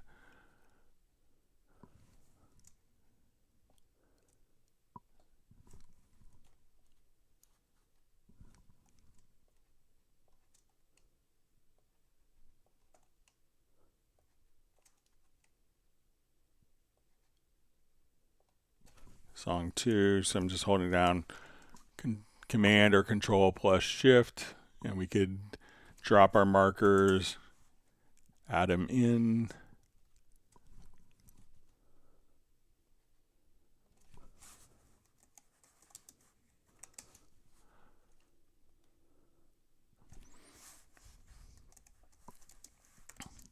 All right, so if I was doing this and we had track versions, so let's come over and I will make a bunch of track versions. So I will come over here and we'll duplicate versions. All right, so let's say we are on version 1. So if I knew that these, that this take here was better on version 2 and this take was better on version 2, what I would do is, as I was exporting, so if we wanted to export these and kind of break them down into what was a long, continuous recording, and we wanted to break it down into smaller sections, when we get to our audio mix down, we could export based on cycle markers. So I would say, okay, I want, in this, we think that, songs 2 and 4 in version 1 aren't great. So I would export 1, 3, and 5, export that. Then I would switch to version 2, and I would export in a separate pass song, cycle markers 2 and 4. So it's not going to automatically switch to different track versions, and the track versions are going to be for the track and not necessarily for the individual events. So at that point, one other method that you could do if you wanted to do it all at once, if you're doing 20 songs, is perhaps we'll take, let's open up so we have all this, and if we go to project, we could also choose to we'll see track versions. So we'll say create lanes from versions, and I'm going to select all these. So project to track versions, and again we'll say create lanes from versions. So now every one of these, when we open it up, is going to be, I could have like take 1, take 2. So at this point what you could do is just, if we just kind of double click on the cycle marker and then we hit Shift plus X, at this point what you could do is just say, okay, I need to switch to, you know, version 2 on these, and you might have to do it one at a time for all the tracks. And then I want to, with my range tool, double click, Shift plus X, and that's basically going to split. And then we say, okay, we want version 2 for all of these. So if you want to do it all in a single pass, you could pick which track version. So you might have to convert the track versions to lanes, select the lanes. And now if you do an export audio mix down, you could choose all of the marker tracks, and that would basically switch between version 1, version 2, and alternate. So version 1, version 2, version 1, version 2, version 1. So if you have different track versions, that's one way you could do it and kind of keep it pretty clean, or just kind of switch all of the track versions and do a second pass. Either way, I don't think it's too bad.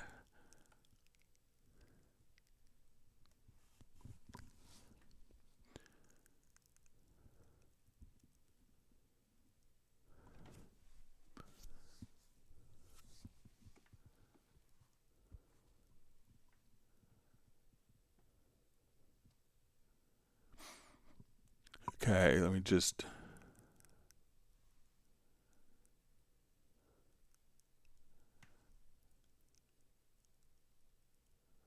All right, so we see from double bass says, hello, show me the vocal processing.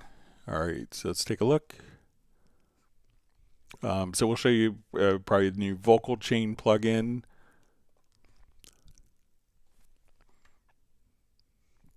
And this is in 13, so I'm going to go ahead and just kind of bypass all of the internal processing that's going on in this vocal, and we'll start from scratch.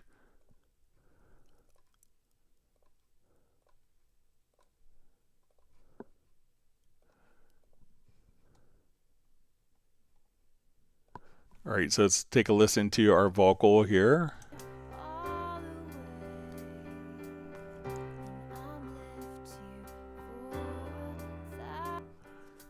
All right, so I'm going to make this first the processing in stereo on a track.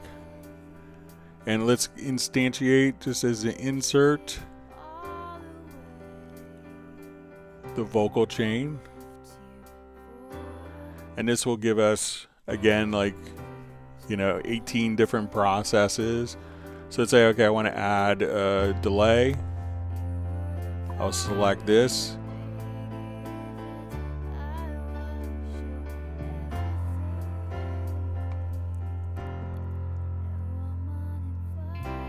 And we're going to open up our send amount.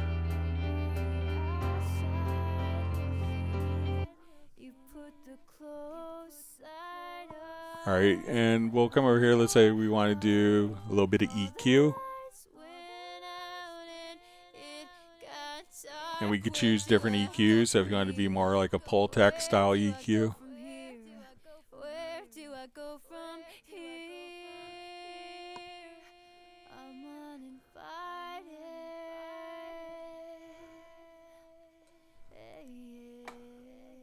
And let's go to the compression here. So we'll choose Thought I would be activate this. the very last one to leave. I plan on loving Let's put a little de-esser on. forever. Didn't you see? Way I right through. We could throw a noise gate on. Now I'm uninvited. Let's add a little reverb. I'm on the outside looking in. You put the close sign up on your heart. All the lights went out and it got dark. Where do I go from here? Where do I go from here? And we could add dynamic filters. We could add pitch correction. If you want to add like a low cut filter. So instead of having, let's add a little exciter. Put the close sign up on your heart. All the lights went out and it got dark. Where We do could also I go add from different here? saturation just a little Where bit. do I go from here? Where do I go Now what type of from saturation do we want? Tube, tape, here? distortion. I'm uninvited. Let's say I want to come over here to my dynamic filter. I just want to. So instead of having to have like, you know, all these different plugins, we can now just kind of do this all in one particular plugin.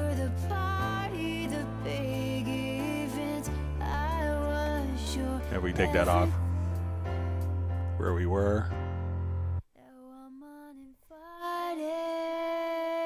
So all of that in one single plugin. That's what the vocal chain will allow you to do. I'm on the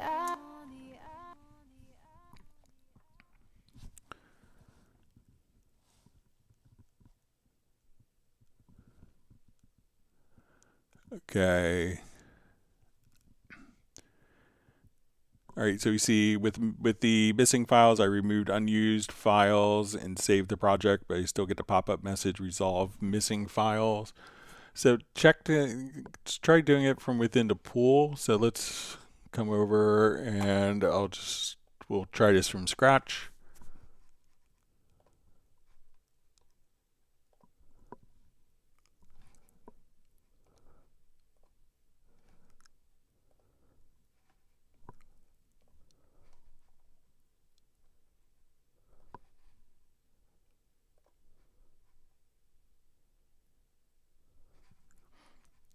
Okay, so let's say I record. And let me just.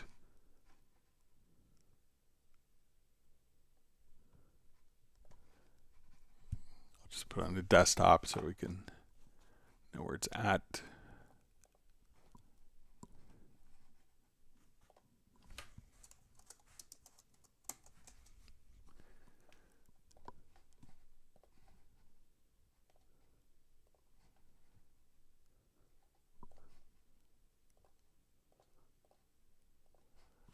Okay, so we'll come over now, hit record.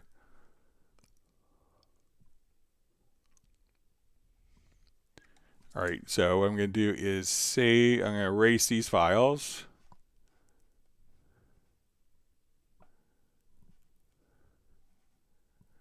And we're going to save the project.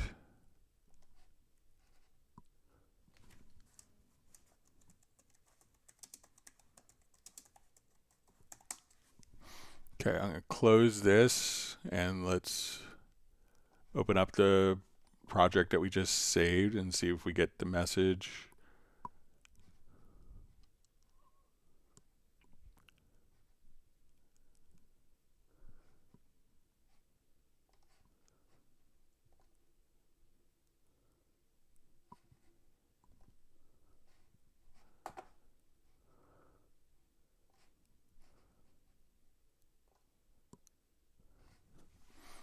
All right, so I didn't get the message like that, but let's come over and I'm going to right click into pool, or let's go to your media menu like I described.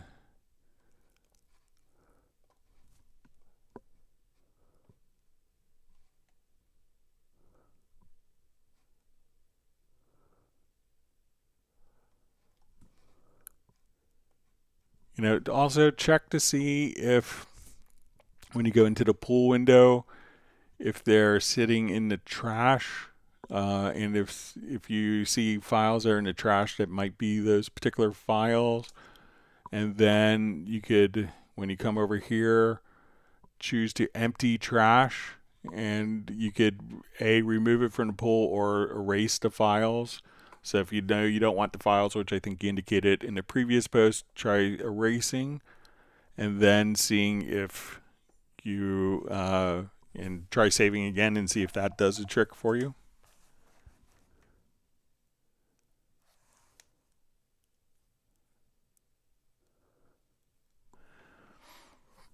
All right, so Bratman Studio asks, Greg, when I go into Groove Agent Mixer, I have minimal squares with faders, not the mixer knobs like yours. Is it because I have SE5 and not Groove Agent 5 full version? So I think it could depend on which kit you're in. So let's add an instrument track. We'll do Groove Agent SE. All right, so now if I load up, and there's two different types of kits in Groove Agent. So if I go to like an acoustic agent kit, and we go to the mixer, we get all of the knobs, kind of like a traditional analog. But if we're going more into a beat agent kit,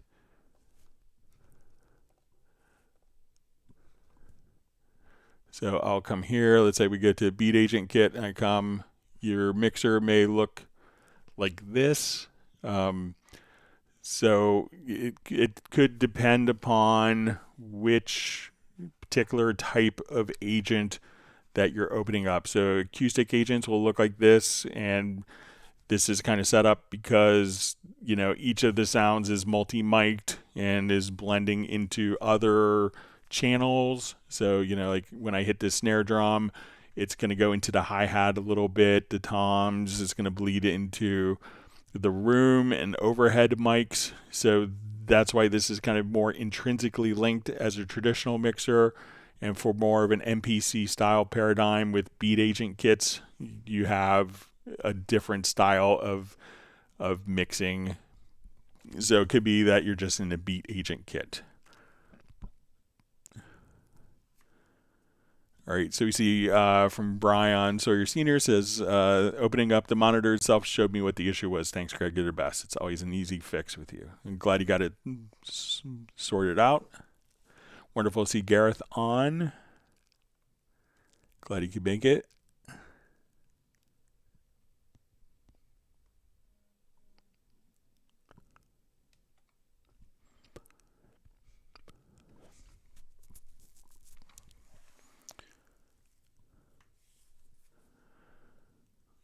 All right. Yamin asks, why is Cubase limited to only 4 Q mixes? This makes it limiting for big sessions and live purposes. So, you could use there's 4 Q mixes inside of Cubase. I've asked for more, but you could use what, most traditional consoles will use is going to be, just the sends. So we could have another 8 headphones being sent via sends. If you're using something like a hearback device, you could also come over here and use direct routing for another 8 outputs. So you could use 8 for 8 sends, 8 direct outs plus 4. And I've done a lot of sessions, and it's often not every, like if you're recording a string section, not every string player needs an independent headphone mix. In larger ensembles, if you're doing So you might have one string mix, you might have a brass mix if you're doing like a large orchestral session. If you're doing, a live band, like each drum sound doesn't need its own mix, but the drummer, bass player, guitars, keyboard is. And then you have another mix that's the actual control room itself. So you could have, 16 plus 521 different Q mixes using direct routing and the Q mixes and using sends. Gareth says Retrolog is the secret subterranean shoggoth in the Cubase world. So let's see. ProWash DFW says the amount of code in Cubase must be staggering. So it's a big program, very sophisticated. So Scion B just says thanks, Greg.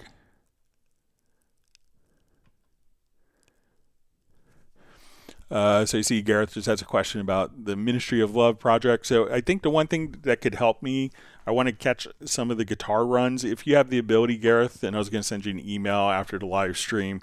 I was working on it yesterday. I have most of it done, but I want to try to catch some of the guitar runs. So if you have a chance of sending some of the guitar stems, so I'm catching every one, that would be great, and I should be able to get it done in the next day or two.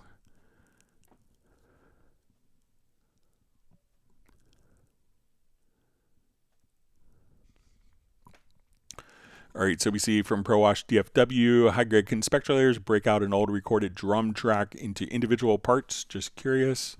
So yeah, you can do that with Spectral Layers 10. We'll show you.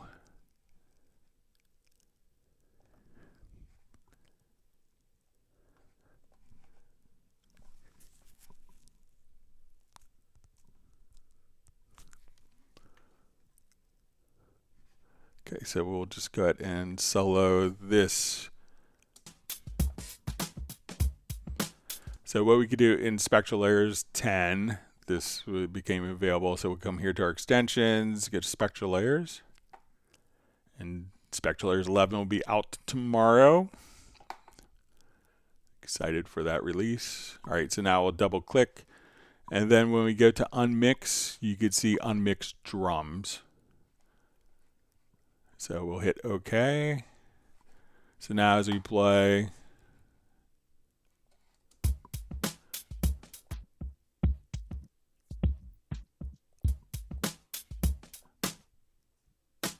so we could do like kick, snare, and cymbals like hi-hats.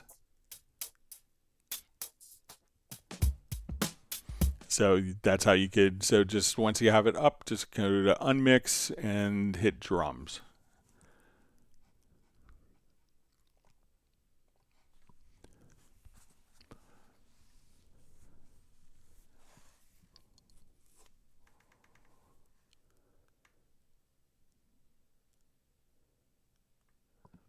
All right, wonderful to see Tim Weinheimer from Mission Viejo on the live stream. Glad you can make it.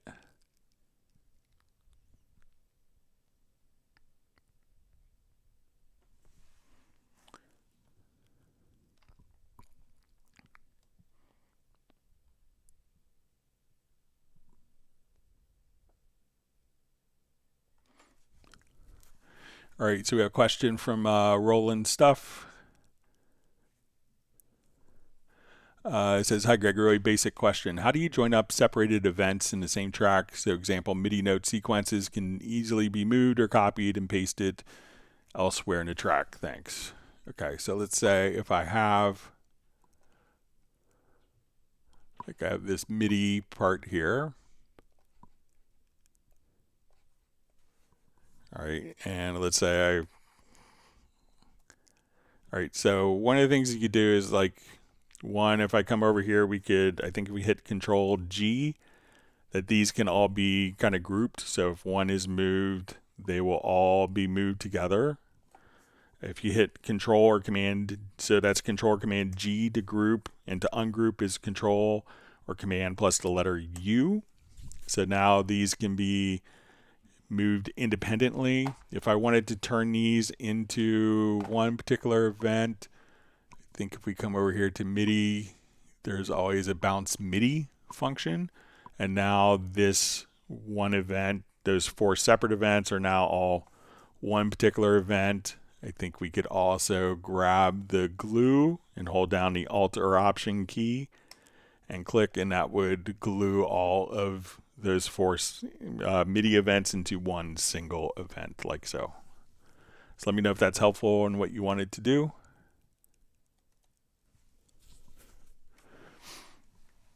All right, so we see from John Costigan, says, thanks, Greg, you managed to straighten out my track discrepancies with elegance. Nice work for the very, very smart. All right. Wonderful to see JVI on.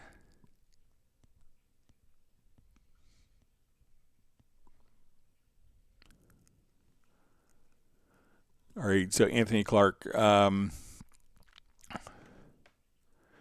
so it says how to time and pitch match vocal takes. Is there a fast way? Sometimes the takes are on different octaves. Can we lock them to the nearest key just to hear them before editing? Thanks. All right. Let me open up projects and background vocals.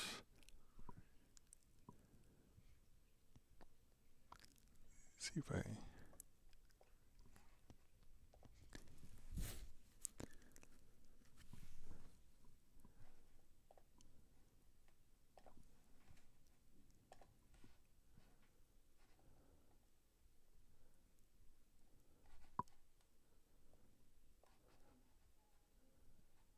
Okay, so let's say we have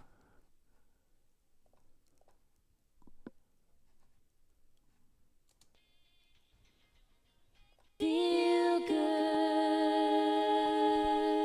okay, so let's say I want to take both of these parts here and we will take them into Very Audio. So we're going to take these 2 events. Let's edit the Very Audio. Okay, so I can see my 2 vocal parts here. Let me just make sure I'm how to time and pitch map vocal takes. Is there a fast way? Sometimes the takes are in different octaves. Can we lock them to the nearest key just to hear them before editing? You know, so like if like we listen to this.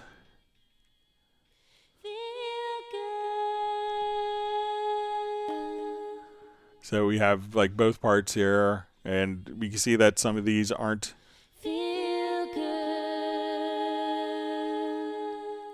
So like this one is being held out longer than the other one, so I could just kind of take, just looking at the Very Audio editor, if we want to make those.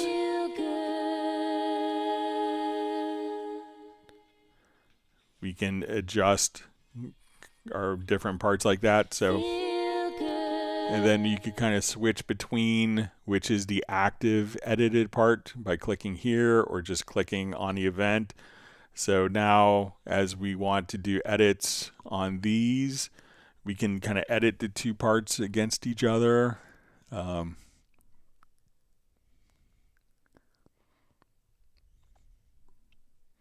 then if, you know, while you're doing the change, I could come here. You know, you can modify the event as it's playing and hear what it sounds like. So let me know if that's kind of what you want to do, Anthony. All right, so thanks, Gareth, for getting the upcoming bass stems out. Appreciate that. Looking forward to getting it done. Sorry, it's taken a while.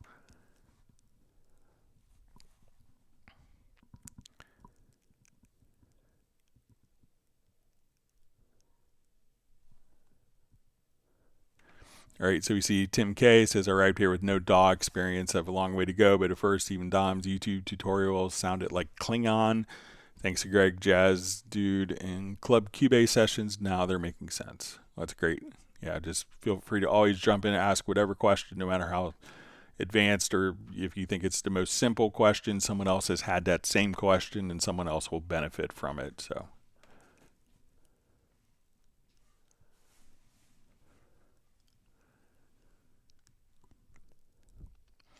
See from a comment from Roland Stuff says, thanks, Greg, for all the different solutions you gave me for joining up separated events in the same track. I'm spoiled for choices. yeah, it's, you know, it's one of the things I always liked about Cubase is sometimes a workflow that was kind of ingrained since Atari will still be preserved, even if there's, so sometimes you may notice 4 or 5 approaches to different things, and they don't necessarily take the previous paradigms away because people would get upset. And it was like, oh, this has always been this way since Cubase Atari for me. So those things will always be preserved. So that's why sometimes you have like, you know, 4 or 5 different ways of tackling the same situation, and depending, you know, how you're approaching a situation, where you're starting and ending, one may be a better solution. So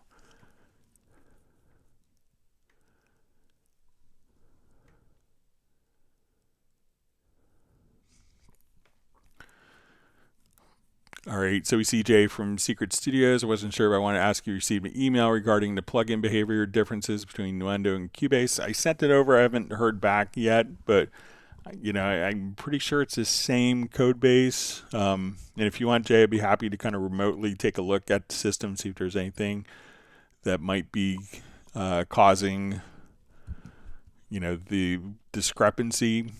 So if you want to email me, you have my email address. All right, and Jay's second question is, how might I trigger plugin sidechains from muted Vox track? Okay. So let's say I want to take this, the background vocals. All right, so let's take, we'll take our lead vocal here, and let's say the drum loop, and I want to trigger, do a sidechain trigger of the drums based upon the lead vocal. Okay, so we'll do this, and then we'll mute the lead vocal if you don't want to hear it. So I'm going to right click, or let's just open up an insert here.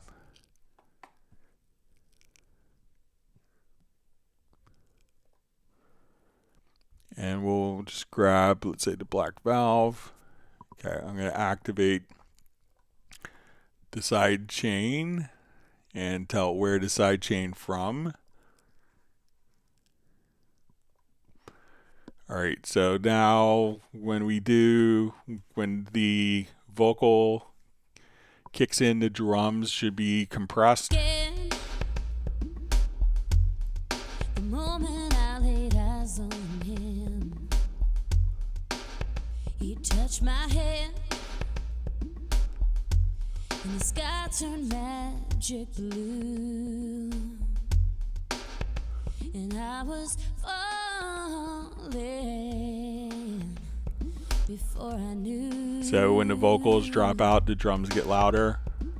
All at once he kissed my face. All right, so if we want it to have, so you want to trigger the sidechain with a muted Vox track. So instead of having it muted, I would just take the routing and send it to no bus. And now I think that it will still do the sidechaining. And that's the reverb that we're hearing.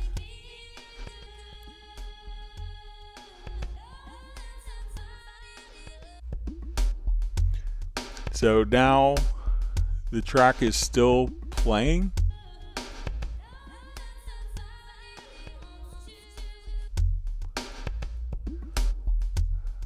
I'm just going to take this sends here and turn the sends off. So now, like, the track is muted in essence because we're not hearing it. So we'll see where we're going to have the vocal.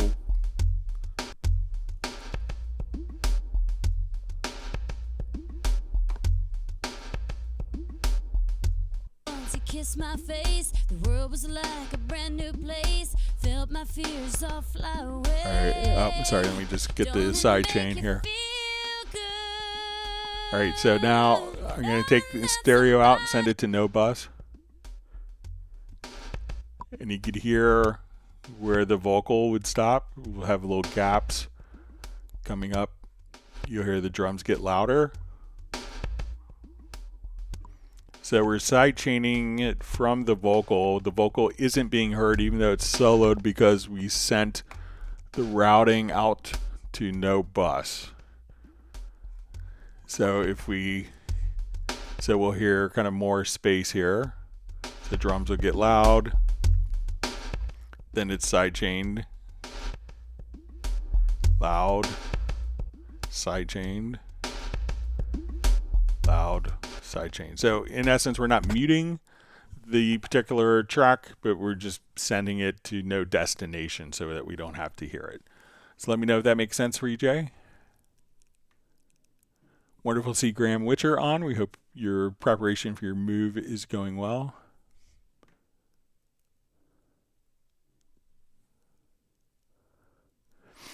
All right, so we see from Sway TV says, hi, I'm having difficulty with older .arr.all extensions. I tried to load as per the web instructions, but cannot get it. What older Cubase and window program can run on Windows 11?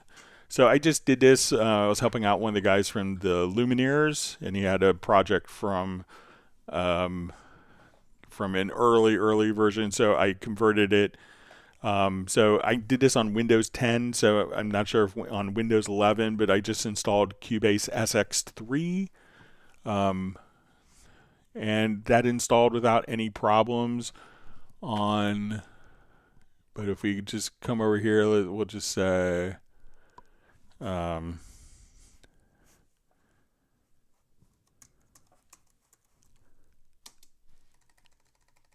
just do a quick Google search.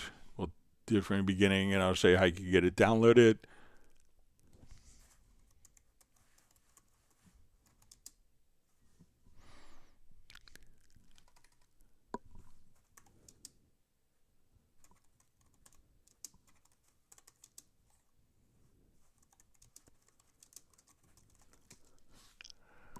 All right, so I just said convert .aol, .arr files into Cubase. It will take you to Steinberg support article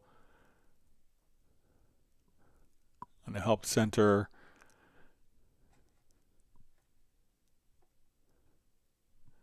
And then right from this page, I think I just downloaded.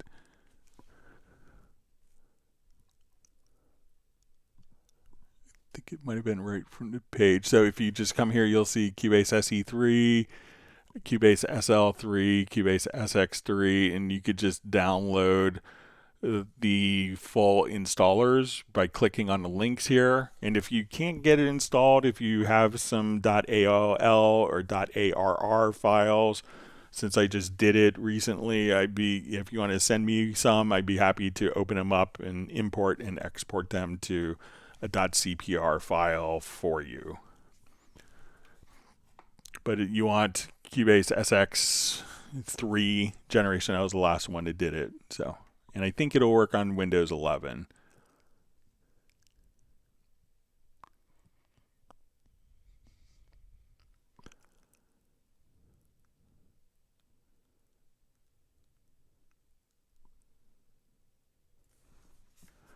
See, Tim K says it's better than a Swiss Army knife, better than a Leatherman, better than everything on Batman's utility belt. I can see that, but I also watch over Greg's shoulder, and wow, capable. Thank you for the kind words.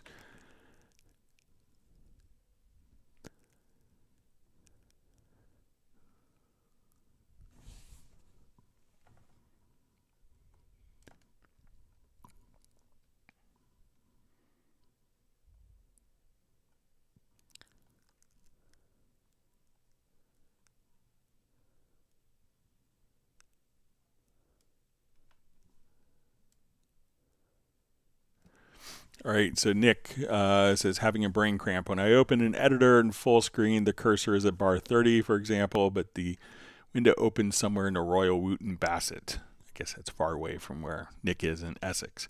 How do I get the editor to open under the current cursor? All right, so let me open up kind of a larger orchestral thing.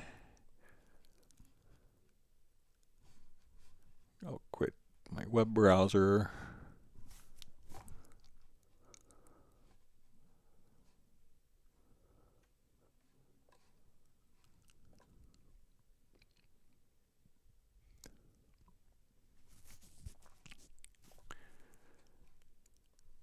Okay, so let's say we are 153 bars. My cursor is at bar 5, so I'm just going to double click.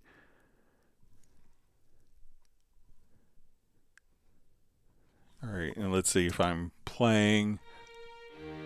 If I go to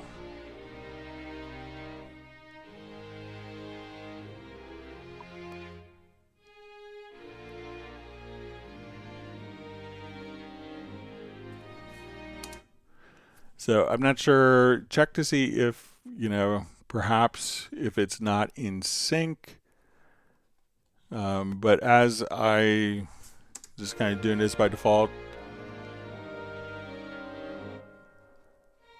and let's say if I split this into a zillion other parts, we'll create multiple events here.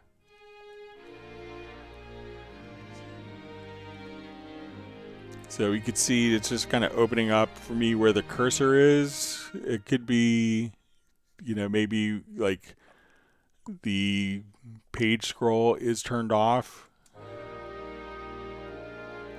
So maybe that. But as you can see, when I double click on the event, it's kind of automatically showing there. Let me see if there's any preferences that could affect that.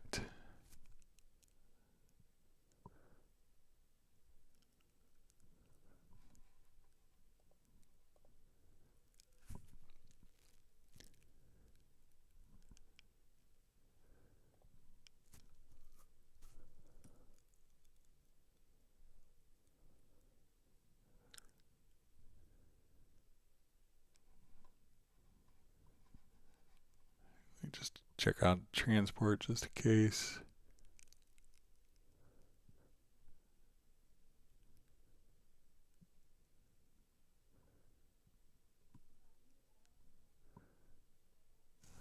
So, but let me know like if I'm doing anything differently than what you're doing. So let's say if I'm at measure 25 and I get to a different part.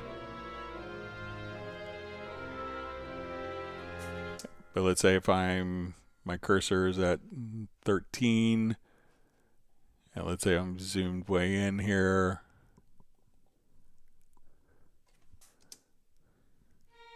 Kind of like wherever.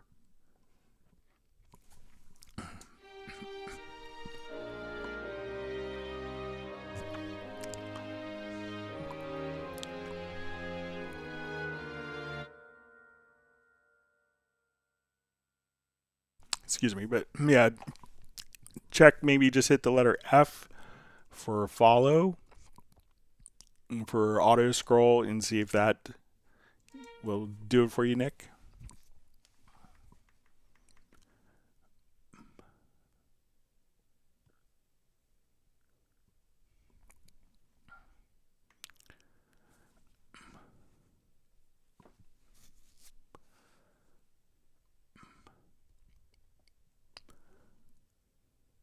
All right, so we see from Anthony Clark. Let me just clear my throat. Hang on.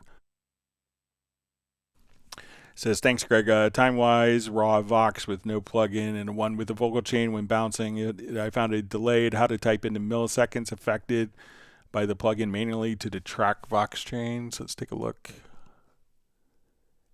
think we still have this open with the Vox chain on.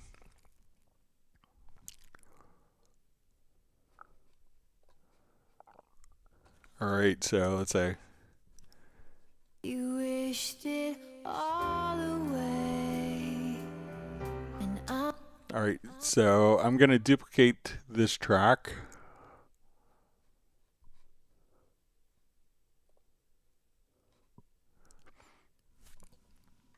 All right, and I'm just going to.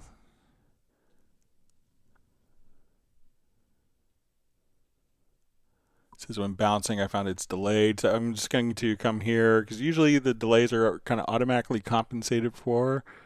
But let me just come over here to my render in place. So I'll go to my render settings. I'll do the channel settings.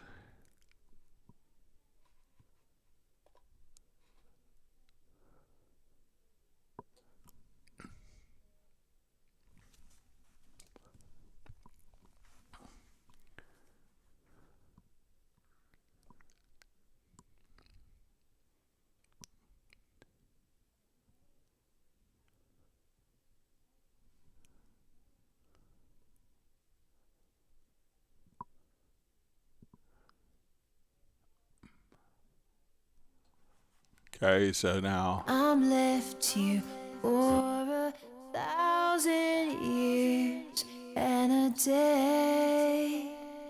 so it seems alright, but the gate on. The big event. Now, when we go to look at the, if you run into problems, which I don't think you should, so let's come over here to the inserts on this. So we have the vocal chain, and if we have, let's say, as we scroll down, that vocal chain plugin is going to be 236. You could see what the latency is. Make sure that if you're here, that you'll see setup sections, and one of them that you'll have is latency. And then you could determine how much the vocal chain plugin is causing, so you could offset it by 236.3 milliseconds, but it sounds fine to me, but you could try that as a value. But let me know how you're exporting it or rendering it.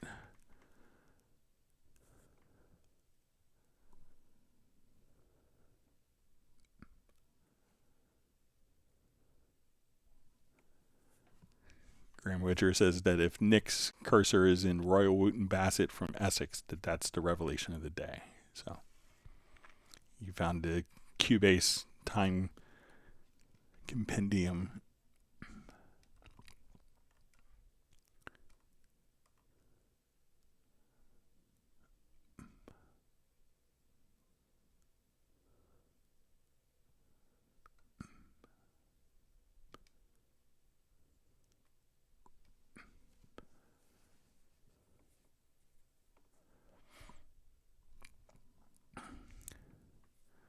All right, so we see from Tim K. says, I thought I heard last session that folks might have even figured out scripts to run old legacy MIDI devices. Jazz dude, but since I fell asleep during the session, I might have just dreamed that. So you could definitely run, if you're running, I'm not sure if you're running scripts for, for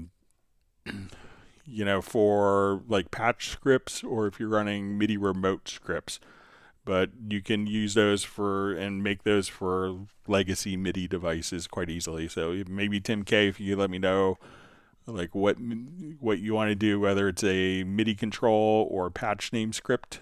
But both of those are easily done. If you're looking for patch name scripts, you could check out, I think it's Riveted Studios. If you Google that, there's a lot of patch scripts there that are available to download.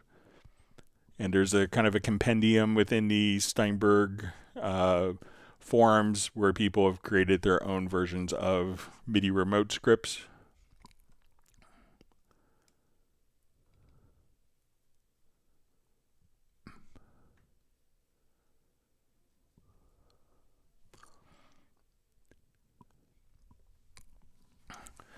All right, Ace Amadeus, wonderful to see you on. Says, hi Greg, in Windows 10, Cubase 12 Pro. Once an instrument is created from a sample WAV file, how to save it to an external SSD, and then can it be loaded with HALion 7? Thanks. All right, so let's say I want to come over here. Let's go to our sampler control.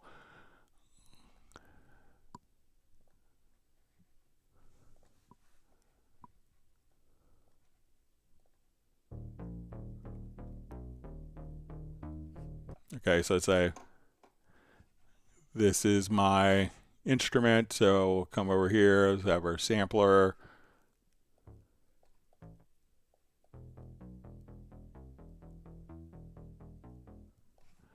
All right, so now if the easy way, if you have HALion 7, the beautiful thing that you could do now is when we see these little three arrows that point to the right, I could take this sampler that I kind of started with, and we'll say transfer to HALion. Then that's automatically going to open up HALion. And now I have my sample.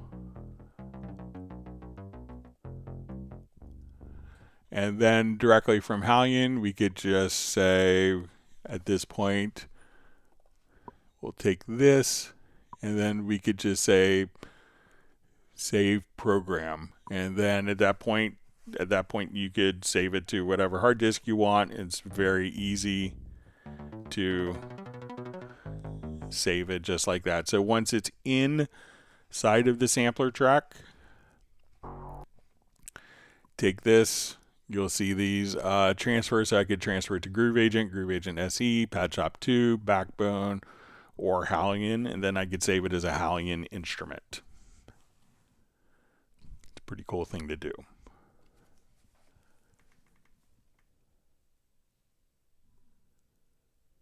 All right, so we see from ProWash DFW says, thanks, Greg, fabulous. It says yes to Jet. Hope you recover well.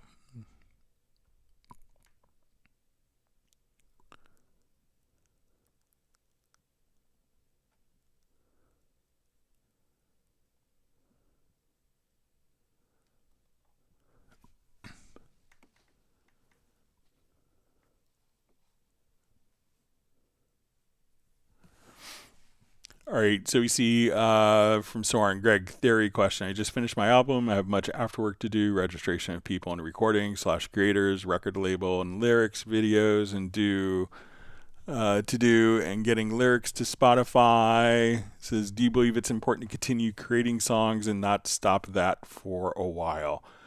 So I think if you're in the right place for creating that, I would, if you have that creative spark, I would never not capture it. But sometimes it's easy to get burned out. Kind of doing an album is a very long and tedious process with lots of details. The stuff at the end, like what you're describing, populating metadata on different distribution platforms, creating videos, that stuff is very important. And sometimes, I know that so many musicians will feel like, okay, I got the album done, it's all mixed, it's mastered, I'm done with my part. And then, traditionally, many of us don't have the luxury of a record company that's, then takes what we finished and then they start their process of marketing it, getting on distribution platforms, working with, working, just to get it on playlists. Like I had a cousin and she worked for Elektra Records and she would just, her job was just to get stuff on playlists on Spotify and Apple Music and Amazon. So, but a lot of little things that maybe aren't creative that often you think more marketing and promotion people in the let's call it like a record company paradigm that they would start with and start the ball rolling. So I would say it's really easy for a musician not to kind of discount that and not do it. And I see a lot of musicians that have great stuff, but they never thought of what to do with their record once it was done.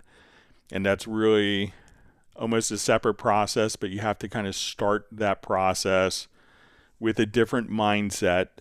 It's putting a different hat on, that now I have to promote the thing that I created. So, instead of I created it, I'm done, I'll do concerts, I'll do performances, I will do interviews, but someone has to set up those interviews to kind of get the whole process starting. I remember like a friend of mine, Bob Welch, and he was a member of Fleetwood Mac. He was the guitar player that quit before Lindsey Buckingham and Stevie Nicks came in. And I remember him explaining, it's like, oh, you don't understand, like, you're competing with everyone in your label. You're competing for attention. You're competing for bandwidth. You're competing with this artist because they have more of a budget for an album shoot. So even within a record company that are supposed to be doing everything, he was just telling me how competitive it was just to get the attention within the record company. So if you have the ability and you still have that creative flow for creating new material, capture it. You could always, get something rough and develop it later, because having more and more material is always a great thing, especially composers that are working with libraries. Some will have 1,000 pieces of music in different libraries, and something they did 12 years ago will get used for a commercial, and all of a sudden they're making a lot of money on something they did 12 years ago that sat there not doing anything for the whole time. So hope that was helpful. And again, congratulations on getting a record done. It's a huge undertaking, so kudos to you.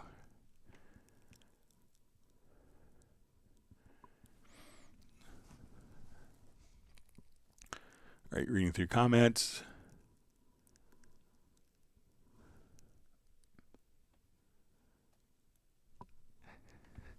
You see that Nick's MIDI editor is working as expected, and it was just because we said Royal Wootton Bassett. My favorite town in England to say. So I'll have to just say, well, I would say Graham Witcher previously from Royal Wootton Bassett, now in Oxford. So.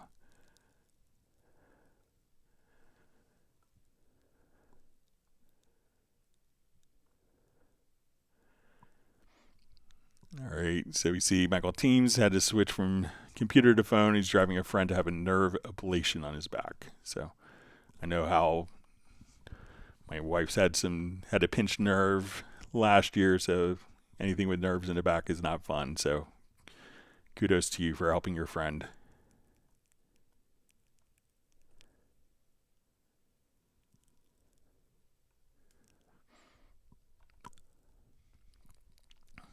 All right.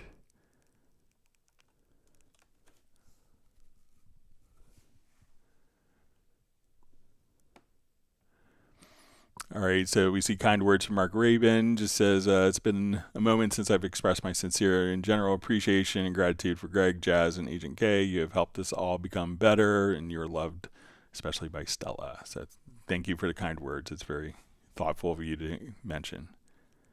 All right, we see that Daniel has made it back. All right. Should have like maybe another hour and a half or so to go.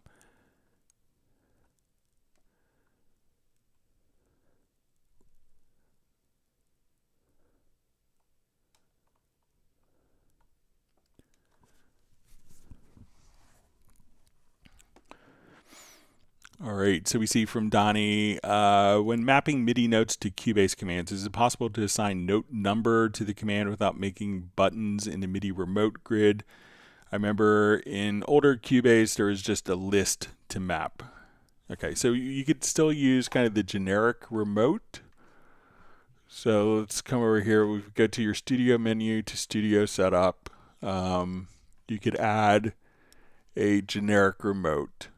So we'll come right over here and we'll see generic remote. So once we have this done, we want to define our inputs and outputs.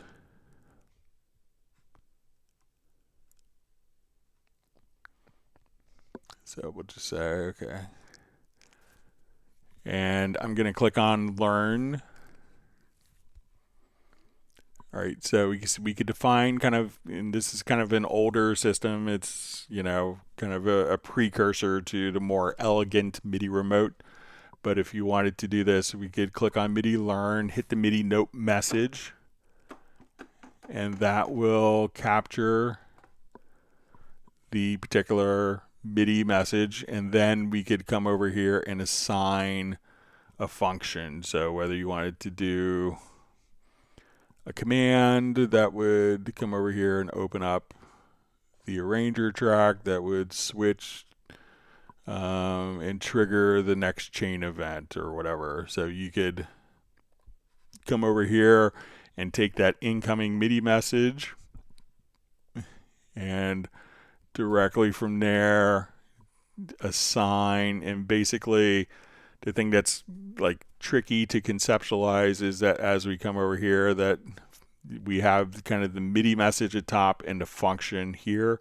So if we go to fader 2, you want to make sure that fader 2, this MIDI message is assigned to this function so they don't automatically, like clicking here doesn't immediately select the corresponding command. So if I click on fader 5 here, I need to click on fader 5 here. So if you have like, you know, hundreds of faders, then that could be conceptually a little harder to work with. But again, go to your studio menu to studio setup, click on a plus, and then you could add a generic remote.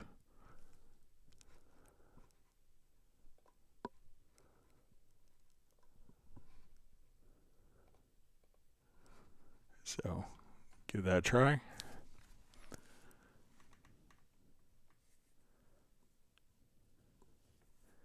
See, Soren just says he's definitely exhausted after finishing the music for his new album, and the afterwork is more effort. Yeah. So you can think of making the music as kind of like all the practice you do to play the soccer game, and once it's out, that's when the soccer game starts.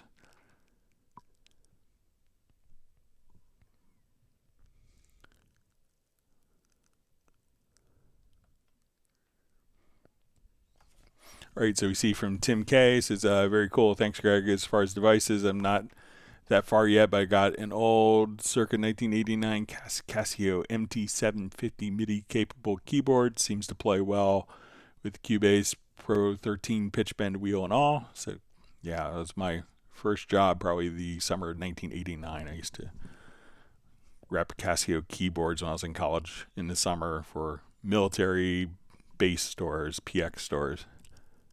My first music industry gig. All right.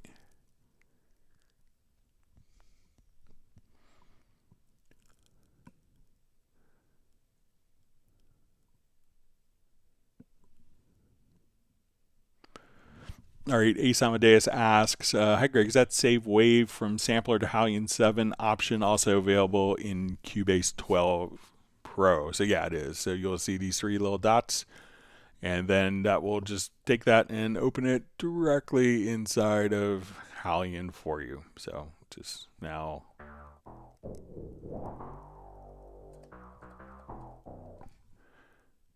So easy peasy.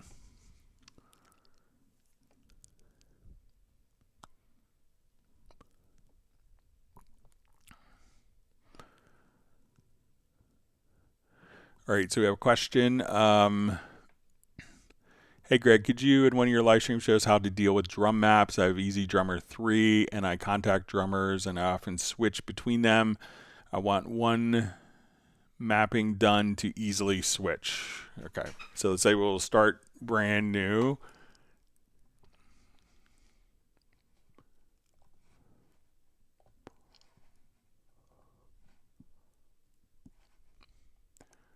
Okay, so let's say I'll just add an instrument track. We'll do something from HALion Sonic.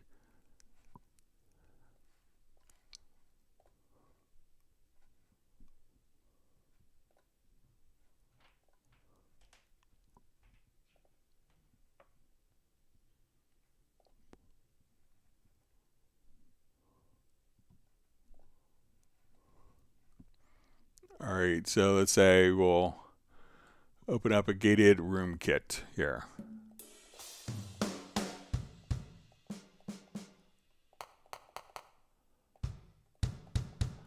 All right, so now if we want to build kind of a drum map for this, some instruments like Groove Agent will automatically do this, and there's a good chance that someone has made drum maps for your Easy Drummer and the NI Drummer.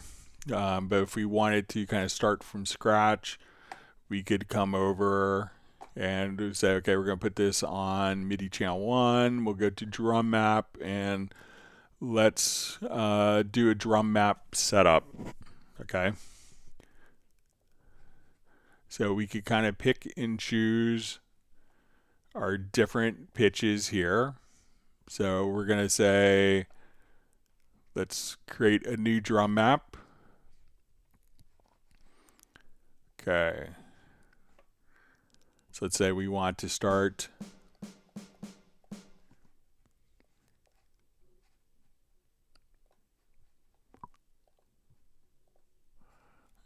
all right, so, and we'll just call this our HALion Sonic gate. Okay, so at this point I want to, we'll come over to our drum map and we're going to choose our HALion Sonic gate. So once a drum map is assigned at this point,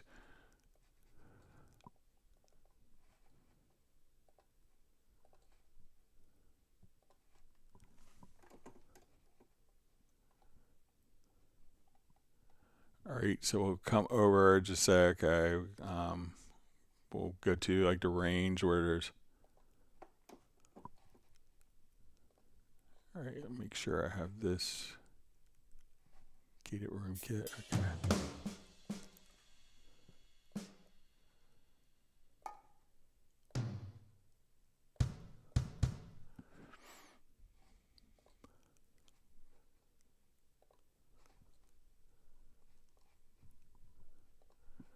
And I'm just going to make sure that the channels are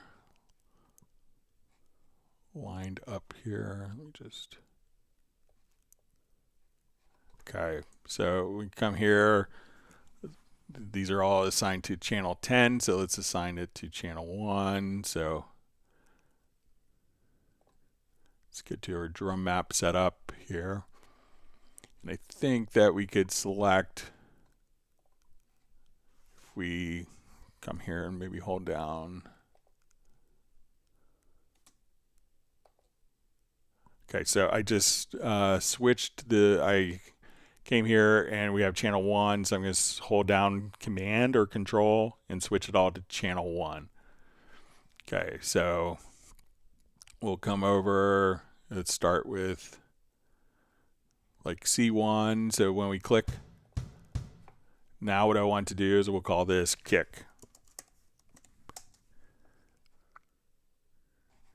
And let's see if we could do this in the drum map setup. I'll just,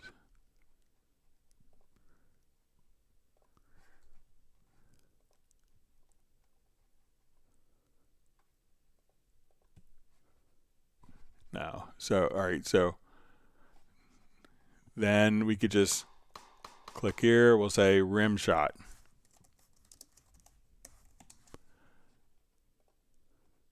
Click here, snare. And you could just kind of come over here and just clap.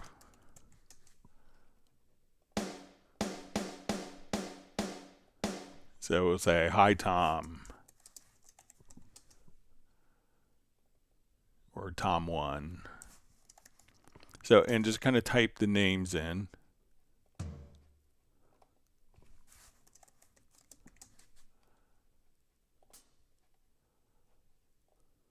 Closed hat.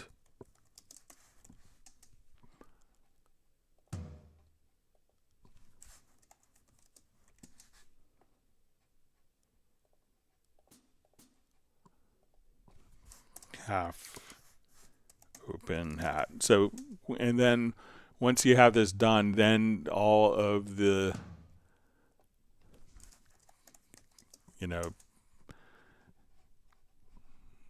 then, all of these sounds will be preserved. So when you open it up,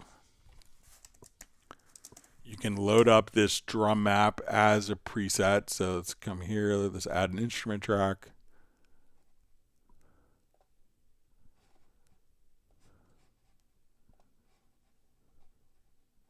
And we go to drum map, we can say HALion Sonic Gate. We open this up.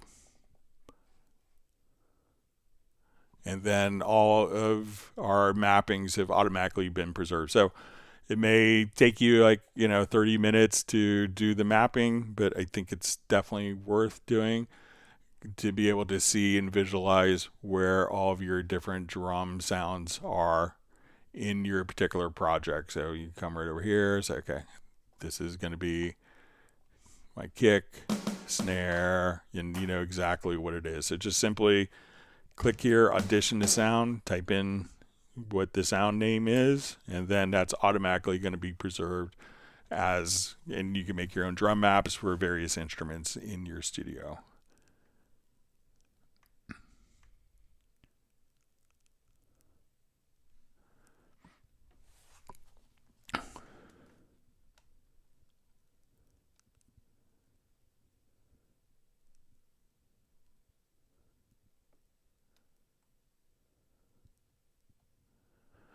All right, so we see FlyV just has been trying to fix his record not working. We mentioned now Cubase won't open. So try opening it up in safe mode. So you could try opening it, holding down Alt, like double click on the Cubase icon, and when it's starting, hold down Alt Control Shift or Command Option Shift, and then try starting it without preferences and see if that makes a difference. Or you could also bypass third-party plugins.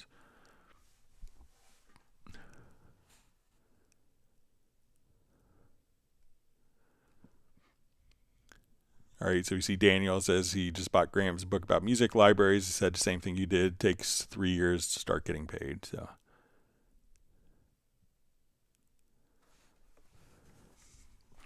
all right, so Daniel asks, what could a beginner focus on to start getting a few hundred euros / dollars a month? Personally, it'd be thrilling to just make anything with music. Starting off, instead of having to do, I know lots of people start off just making drum patterns. One of my first paid gigs, I played with this group, and we were under solicitation with A&M Records at the time, and working with Jimmy Iovine and Shelly Yakis and trying to get signed with them. And then I ended up doing drum programming for an Alesis HR16 for an accordion player. And I realized that I got paid more for that than like 2 months of gigs with the group that was, trying to get signed with A&M Records at the time.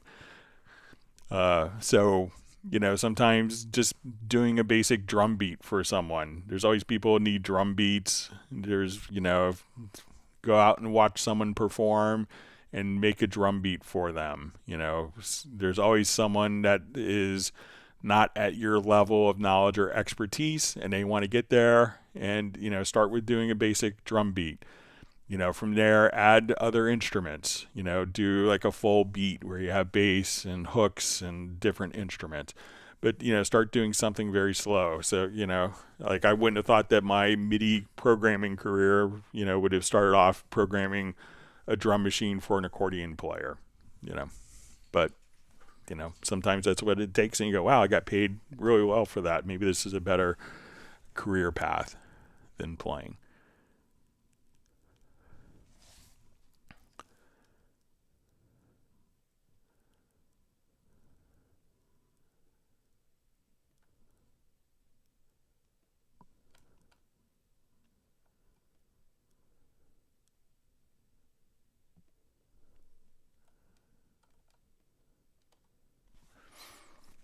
All right. See, Gareth is exporting stems for me. Thank you so much. He needs a holiday, so.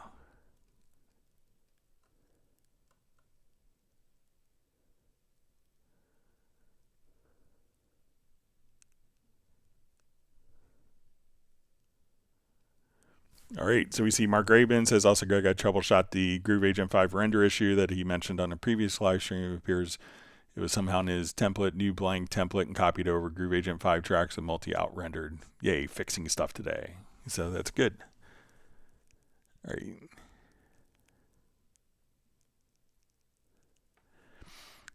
So we see from Ace Amadeus says, Greg, what is the grace period for updating Spectral Layers Pro 10 to Spectral Layers 11? Thanks. I think it might be May 15th. I think might have been the date, but I'm not absolutely sure. But I think it might be May 15th. If you look tomorrow, if you're eligible within the grace period, check for your vouchers. Go to your My Steinberg area. So if you go to your My Steinberg, so let's come over here. So if you purchased it on the promotion, which is a smart thing to do, or got the upgrade, you could come over here to support. Just log into your My Steinberg account here.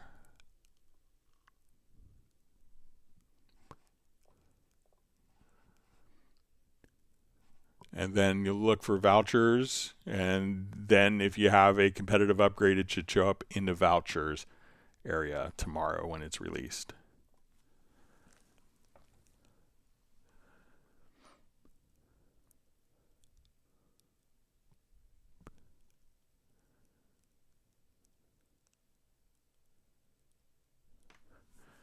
Mark Raven has some great advice to Daniel. Says try mobile recording at your local venue, then sell them after preparing back to the band, and said he did that for years. That's a great idea.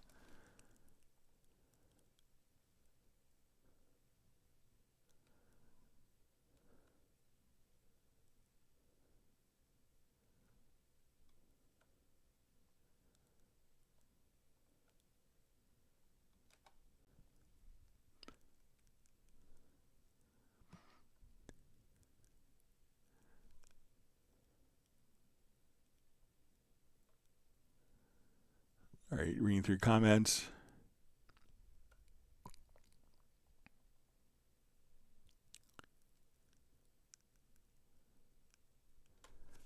See, Tim K says it's really cool. We've got a piece of gear from when you started, Greg. I know you're a Yamaha guy now. That's just really cool. Small world. So, yeah. It was a fun job. It had air conditioning. It was my first job with air conditioning. So, previous summer, it was like a brutal heat wave summer, and I was out working construction. So,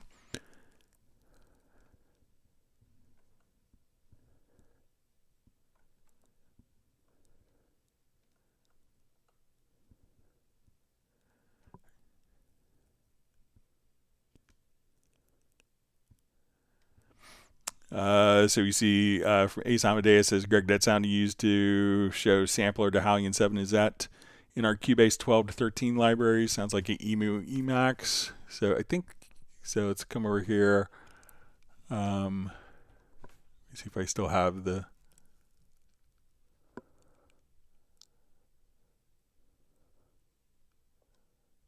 but yeah, it was just a stock sound. So, but yeah, there's lots of great sounds in there to work with.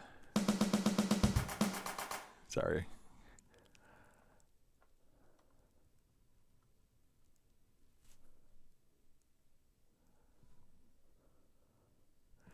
All right, so we see Daniel says, said, just to confirm you have the audio interface UR24C. Yep, so it's UR24C, and it can support YouTube, recording, and streaming all at the same time while running Cubase. I'm one quick click away from getting it, so yeah.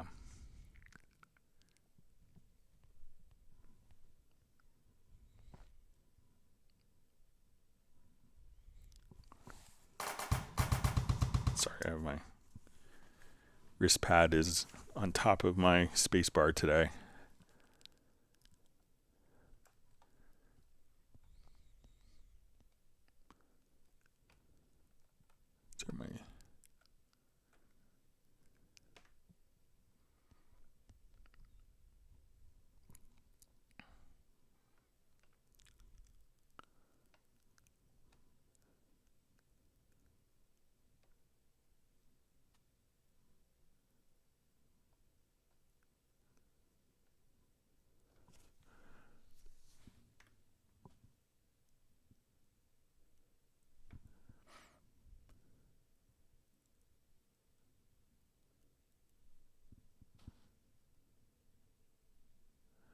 All right, so we see from Donnie, is there a way to navigate to next MIDI note that's the same pitch instead of the selection going to other pitches? For example, a pattern with kick, snare, hi-hat, go to next kick instead of going through snare, hi-hat, then kick. All right, so let's take a look.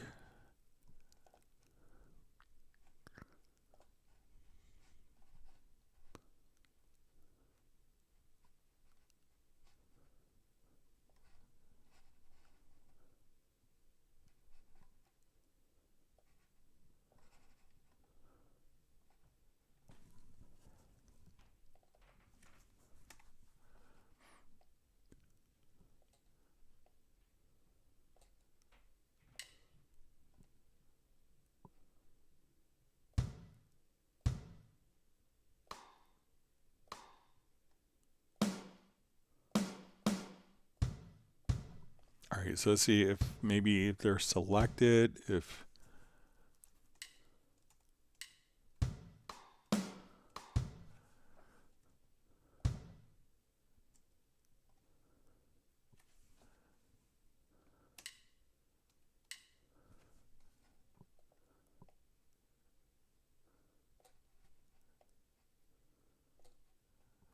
so I think it's gonna, like when we do the, that it's gonna be sequential to like the MIDI notes, but not, let's see if we do selected notes.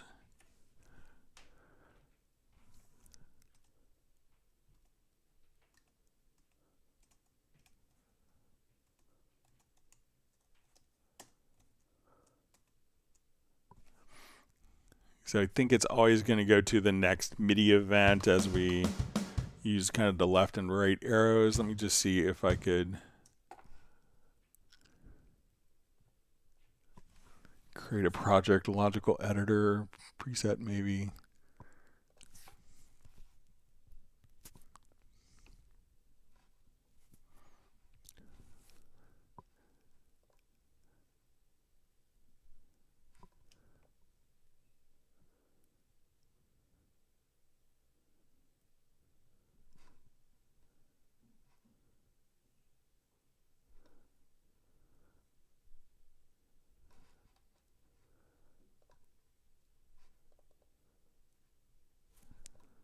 Let me see if it's a MIDI logical editor, if we could do it there.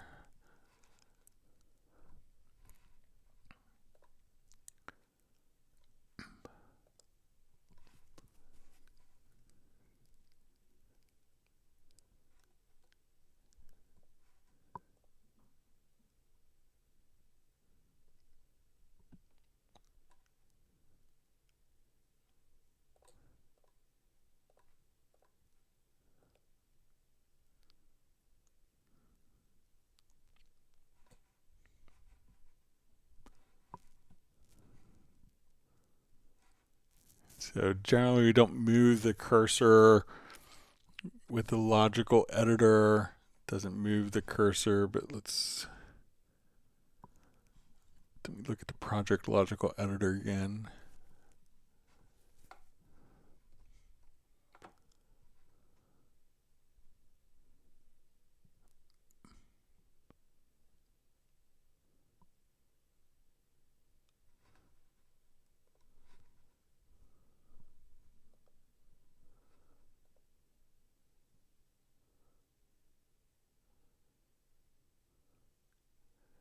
Yeah, I don't know of a way to kind of move the cursor. I'll take one more look at Project Logical Editor. I could play around with it maybe before Friday's live stream. But we can't necessarily specify like a MIDI note here. So I think it's going to be kind of sequentially in MIDI because that's how the MIDI is playing. But I'll play around with it some more between now and Friday and see if I could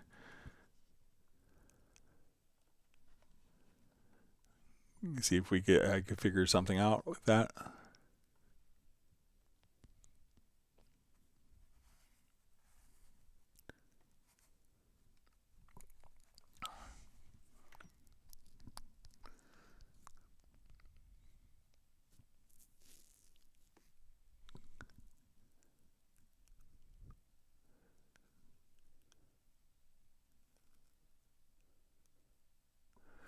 All right, so we see from Sway TV says in regards to .AOL.ARR, I think I had an issue authenticating that program. Thanks for the offer to convert. So you would need a license on the USB-E licenser of something higher than Cubase, so like I have a Cubase 11 license on the E licenser, and that will open up all previous versions. So if you don't have a USB-E licenser with a later version, like a version 3 license or later, then the program will not be licensed to open. But again, if you want, so if you have a USB-E licenser with a Cubase SX3 license or later, which generally you would have something if you had files of that generation. So at that point, but if you want to send me some of the files, I'd be happy to do a quick conversion, unless it's like 14,000 files or something.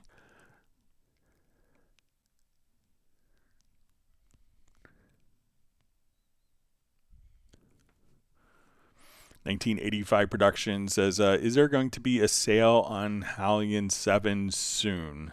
So if you're interested in getting HALion 7, I would hang out for maybe a couple weeks and see what happens. Wonderful to see Michael Pierce on. No worries about being late. You don't have to apologize for being tardy. He's finished late and he's halfway cooking a walnut and mushroom lasagna. Don't ask. Sounds good. And Michael Pierce says he's looking forward to playing with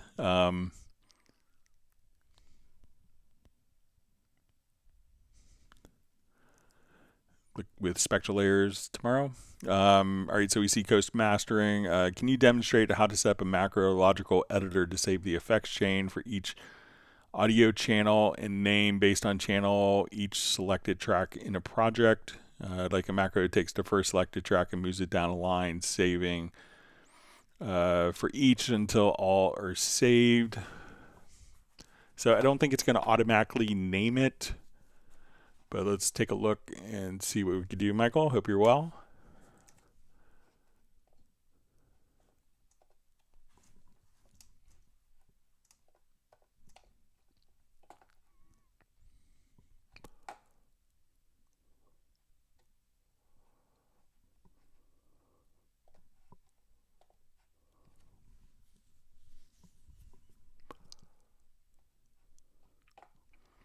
All right, so let's add some audio tracks here.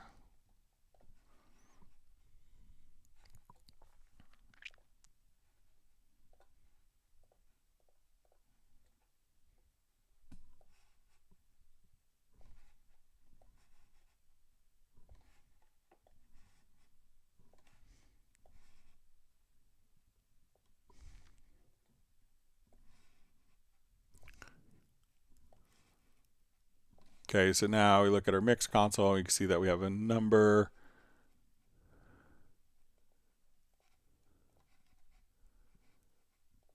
Let's hide my input channels and we'll look at our inserts. So we have a number of insert tracks.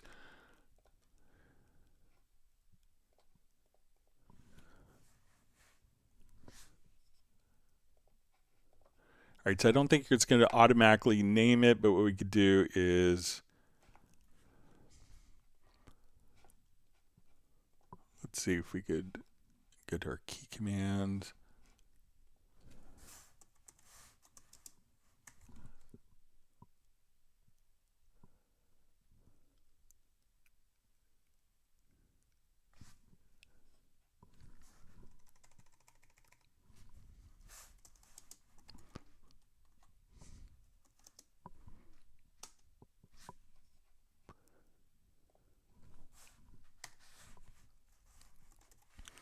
So I don't think save track preset is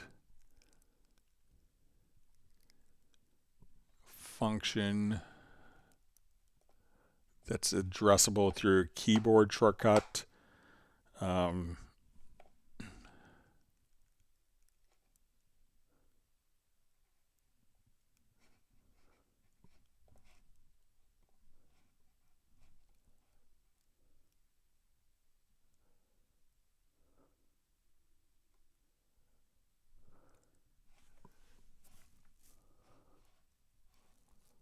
All right, let me just.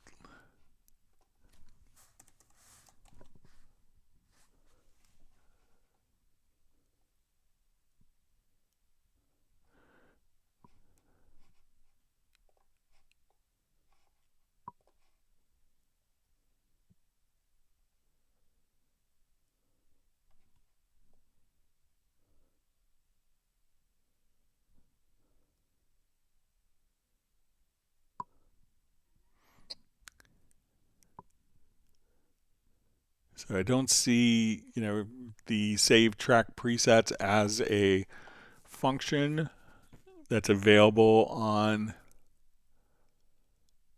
as a keyboard shortcut.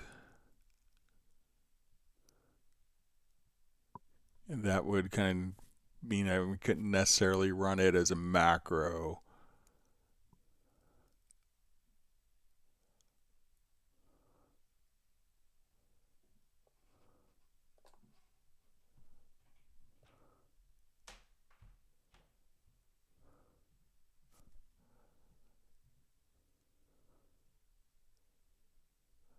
So we go to the next track preset, open the browser, previous, but it doesn't seem like that the save track preset is something that could be kind of executed in a macro. So I think you may have to do it manually, which is what I know you don't want to do. So let's say we save track preset, audio. 01.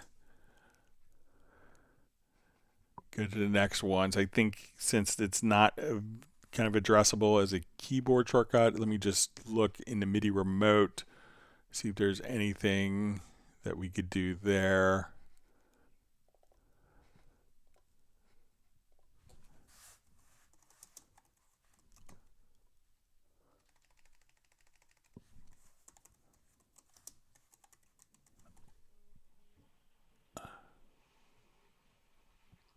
Yeah, it doesn't seem like the save track preset, it can be instantiated by key command, so that would kind of negate it from being eligible or being used in a macro. Sorry about that, Michael.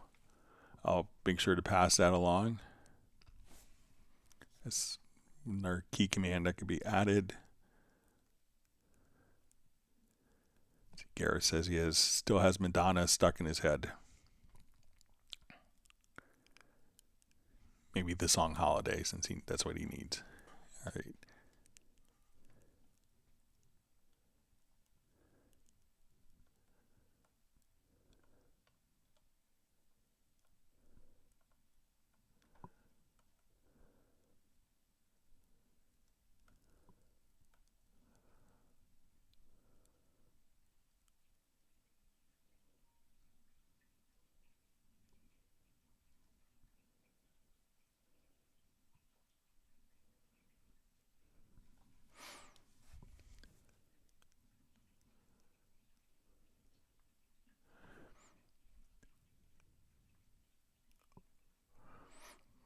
All right, so we see also from Coast Mastering, says I wish you could insert effects chain on all selected track instead of having to add one at a time. So let's see if we can come up with something clever. So let's add more audio tracks. Okay.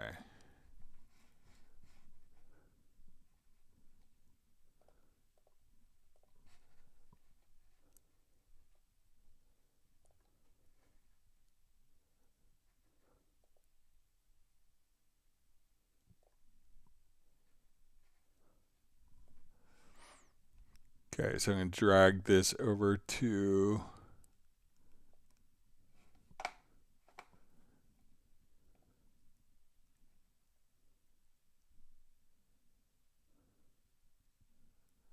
okay, so let's say if we copy the inserts here, I'm going to select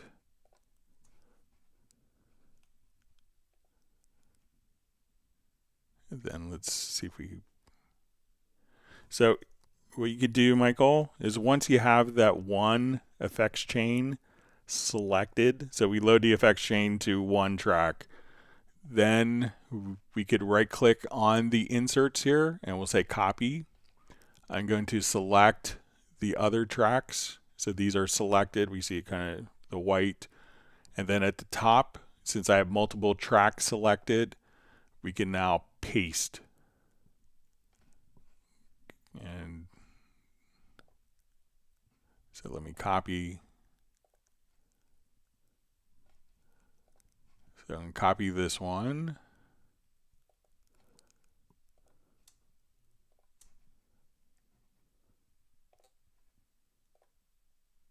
And then it will select, it'll copy that effects chain that's loaded to multiply selected tracks. So just go on the insert, and at that point just choose paste. And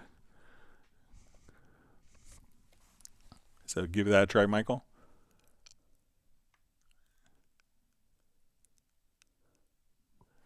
All right, you see Gareth has sent the stems. Thanks for that. Appreciate it. All right, so we have Diamond District Studios checking in from Cape Town, South Africa. And his question is it possible to program complex macros to MIDI controllers like some do with Stream Decks, but all within Nuendo Cubase? Thanks. Yeah, so, once, let's say if we have our MIDI remote set up, any of these functions, so we'll just switch to a different mapping page.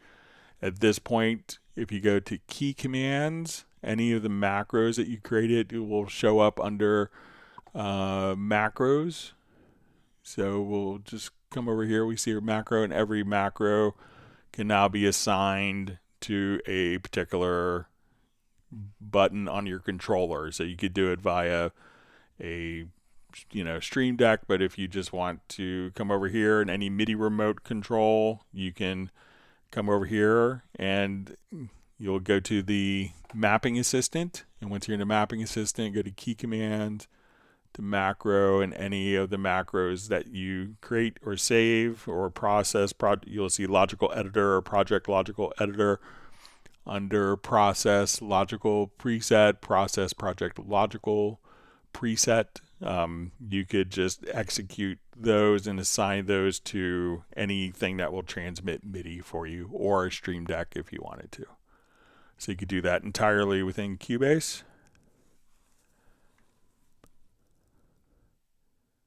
See, Gareth has to take off. Thanks for joining us, and thanks for sending the stems. All right, you see Daniel's ordered his UR24C. Congratulations.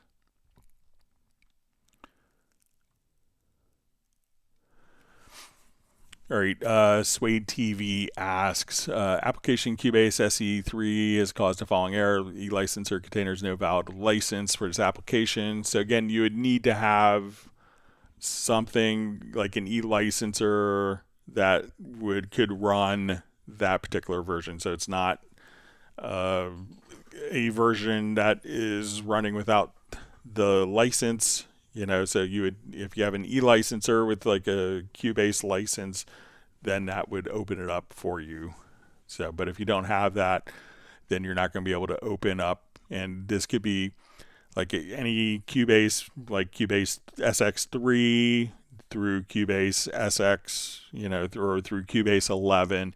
Anything that you have an e-license for will open up and allow you to convert to files.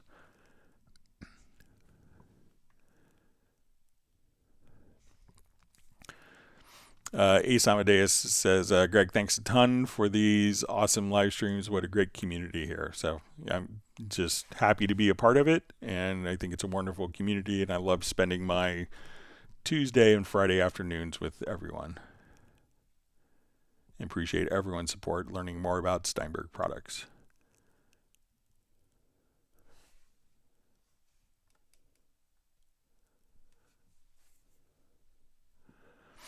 All right, Daniel asks, what exactly are stems and why do professional people use them? Also, what is the second window that opens when I open Cubase? It's like transparent. I know it's stupid, but I got to ask.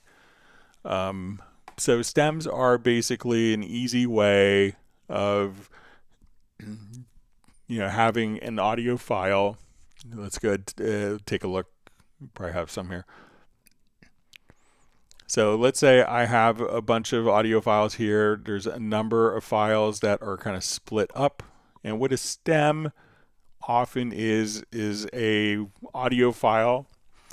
So if we wanted to share files with people, or we wanted to protect all of the clever processing, clever manipulation of audio, how we could protect how we get our sounds, like many famous producers, they don't necessarily want to hand off their project file to someone because it's a secret how they get their particular sounds. So what they will do is basically create what's called a stem. So in this case, instead of sending out like 5, say 1, 2, 3, 4, 5, 6, 7, 8, 9, 10, 10 different audio files to get this part to play back in someone else's system. What you could do is just come over here and we'll choose like a bounce selection. And now I have one file. And so as people exchange audio files between people, they'll often create what's called a stem. And a stem is like equal length audio files. And so and there may be silence at the beginning of files. So if I look at these drum files here, we will have silence. But the intention with stems is often that you could render everything out. Everything would be kind of equal length. You could start all the files at the same time, and the files themselves will kind of play back in time. So it's just an easy way of exchanging files without having to share like 400 little audio files that could get messed up and confused later by someone who's maybe working on a different program, who's not smart enough to be running Steinberg stuff.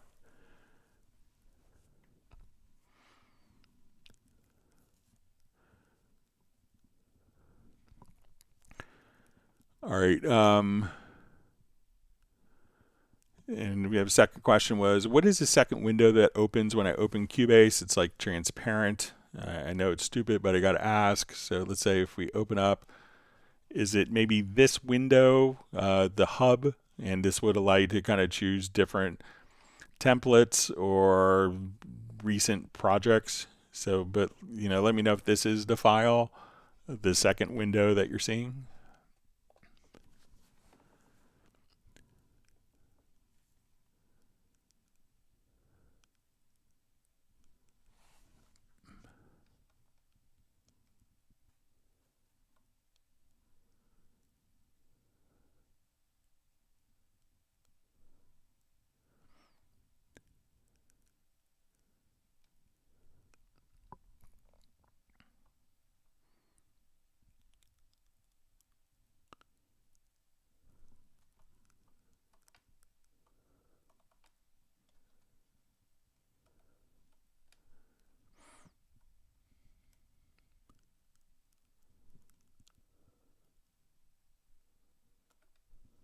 All right, reading through comments here.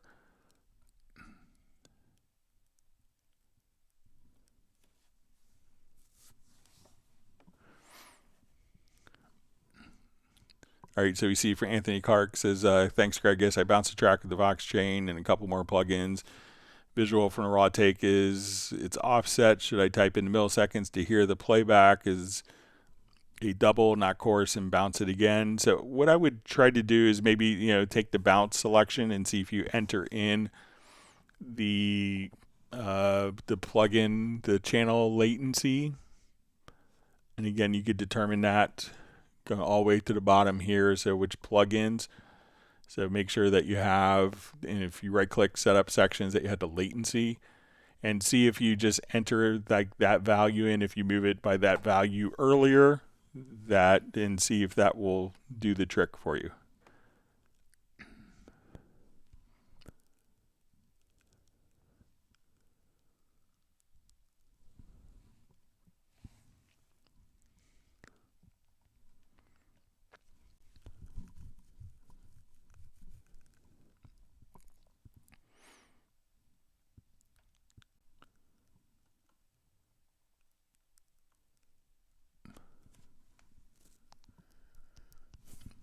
So we see from Soren says, Greg, I'm thinking about collaboration. Should I dare to recruit collaborators for an internet band? Can you please talk about the Hot Mess collaboration? Is it smooth sailing? Any songs, plus or minus, So probably just I've been busy and haven't had a chance to lay down to finish up a bass line, so that's probably the only thing that's not been smooth. I think the Hot Mess project's been just a lot of fun. I think everyone does their parts really well. I think that there may be more discussion like between Gareth and Michael and Pablo, but often I just kind of get my part, I play it in, and everyone's happy. So I think it's a wonderful project. But find someone that you're, interested in working with and approach them. Everyone likes to share ideas and concepts and, try to make stuff better for their projects.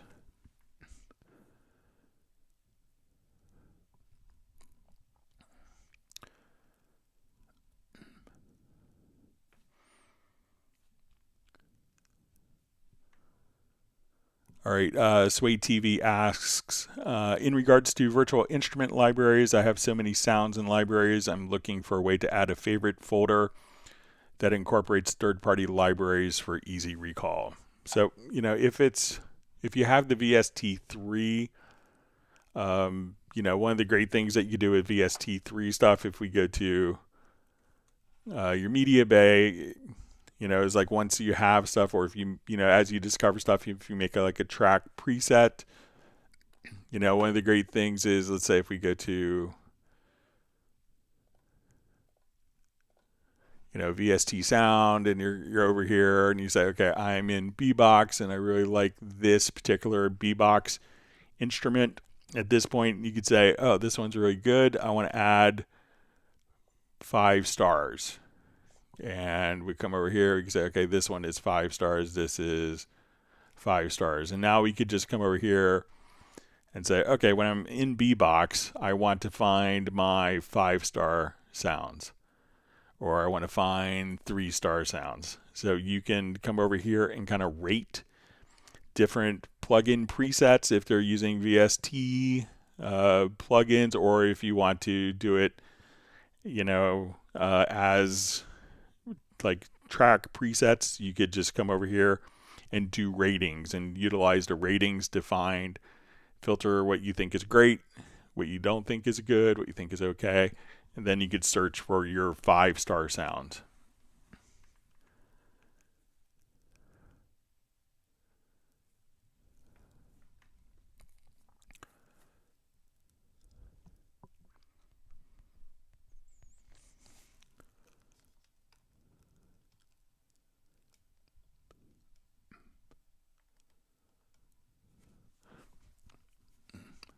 All right, so we see from Ace Amadeus, Greg, does Steinberg have a plugin for visual effects, or can you recommend software that can take audio output and create color waveforms that bounce to the beat? Thanks. We used to distribute something, it's probably like 1999, that was kind of like a visual sampler. The name's kind of eluding me now.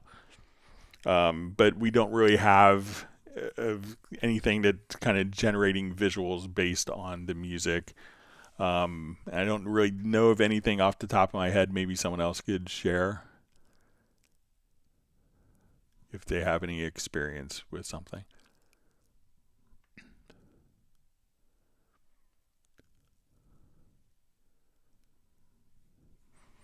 All right, inactive user asks, hi Greg, how can I color my tracks on the left side where all the buttons are, like record, monitoring, read, write, name of the track is like yours, and my Cubase only the left side is. Okay, so I think it's just going to be a preference. So let's go to user interface. We'll see track and mix console channels. So I think if we just choose tracks here and then hit apply, that we see the colors as you described, but not kind of in the track control settings. So now if we turn on, so again, preferences to user interface, to track and mix console channel colors, and then we turn tracks on, then the colors, and we could adjust the intensity if we turn that off. This may be what yours looks like currently. So again, just turn on tracks, hit apply, and then I think that will do the trick for you.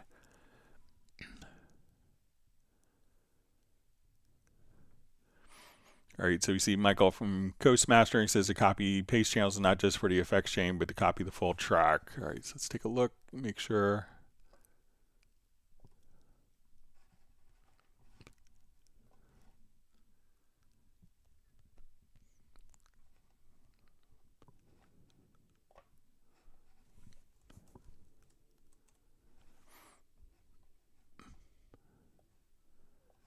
Okay, so let me adjust routing.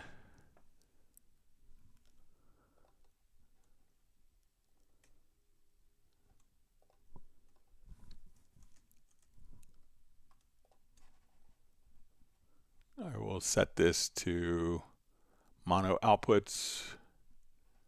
Sorry, let me just do that for all the tracks. Okay. And I'll just adjust the EQ here. All right, so let's see. Now if I go on inserts, copy.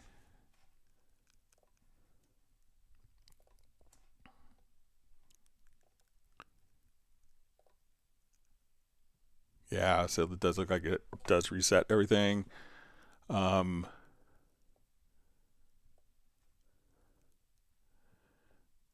know that we could just, and I know that this isn't all at once, but if you hold down the Alt key, that you could drag just the inserts over and copy them just by holding down the Alt or Option key.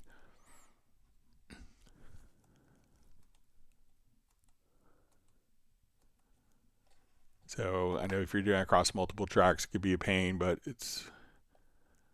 that might alleviate where you see the plus sign. And let me just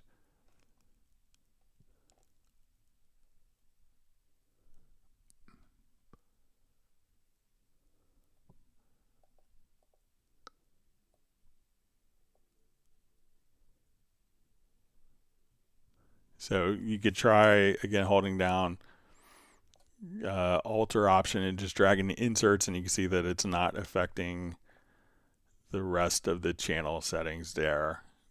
But I'll pass that along again, Michael.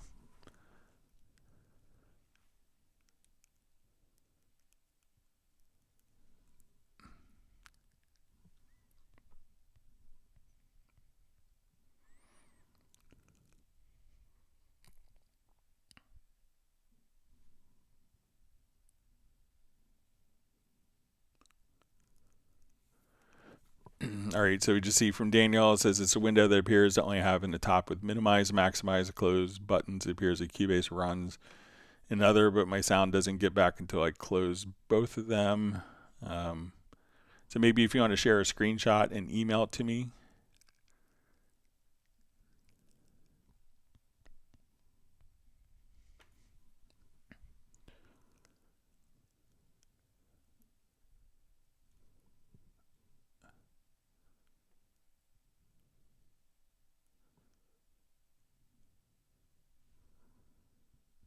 All right, so we see from Michael, how can I render and place multiple tracks at the same time in real time?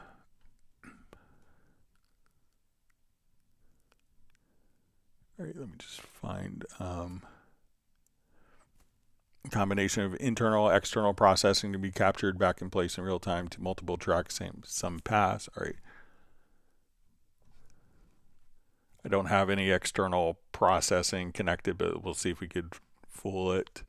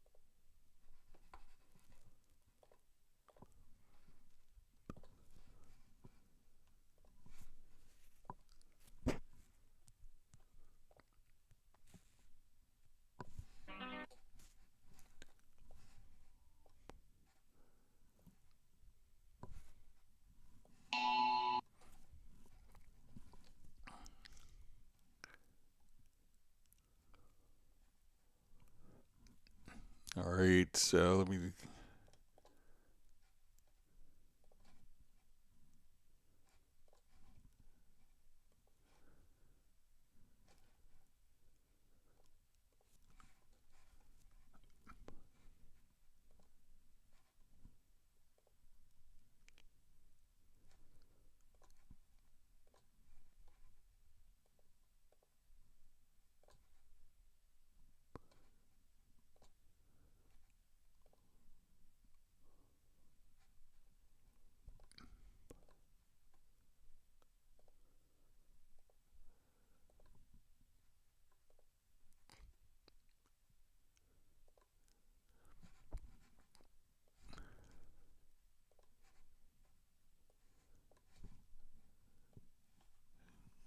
We'll see if this lets me do it.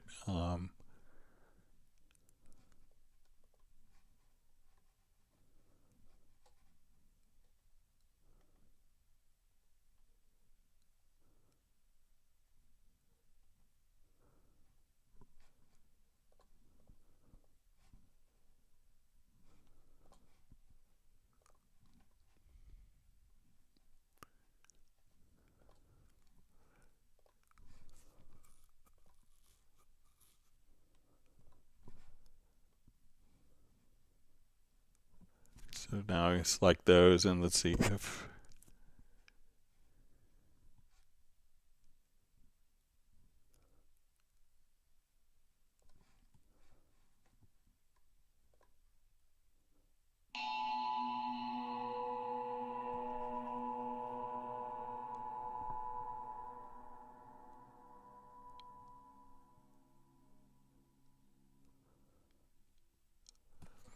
all right, so we got 3 files. One's going through an external process in real time. So it looks like, so give that a try. It seems like it may have worked, but obviously I don't have it connected to an external processor.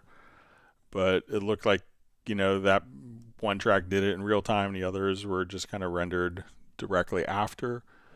So we could hear that track playing as if it was kind of going through the process. So let me know if that works for you, Michael.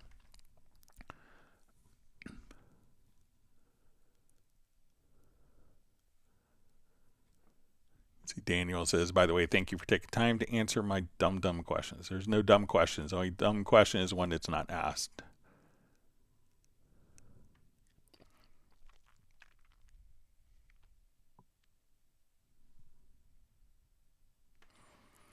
All right, so Roland Stuff says, hi Greg, what's the best way to print off or export a full score of a multi-part, multi-track work in Cubase? Can you use a score editor, or is there a better way to do this? So if you're looking for printing the score, you know, the score editor in Cubase would definitely work. Obviously, you know, Dorco is very well suited for this. But, you know, all you'd have to do is come here, select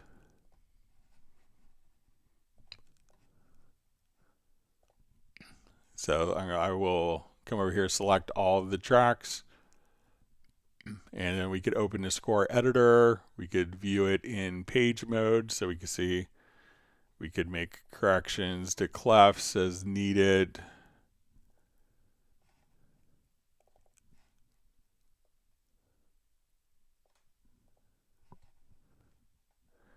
And then you could just kind of print out your master score just like so. So this way all the parts will be included, but what we have to do is just simply select all of the different events, and at that point open the score editor and you can print it out just right from there. So it's not going to do WAV files, but all the score stuff should be able to be printed out pretty easily.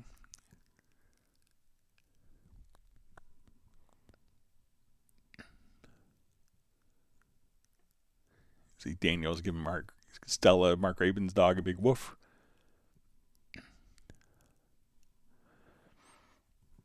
All right, Jazzy Lamel says, greetings, Greg. Can you go over how to effectively use descends and how to assign FX plugins to it?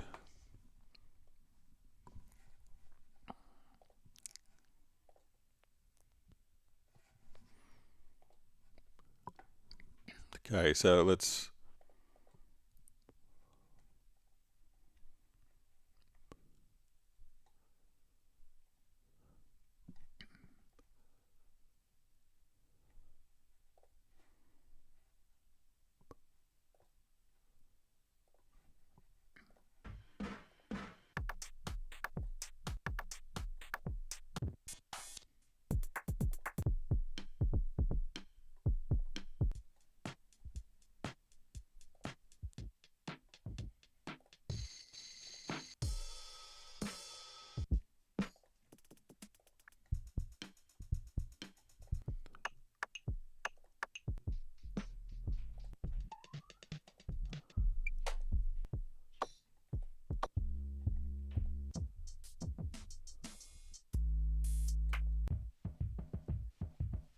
see if I can find something.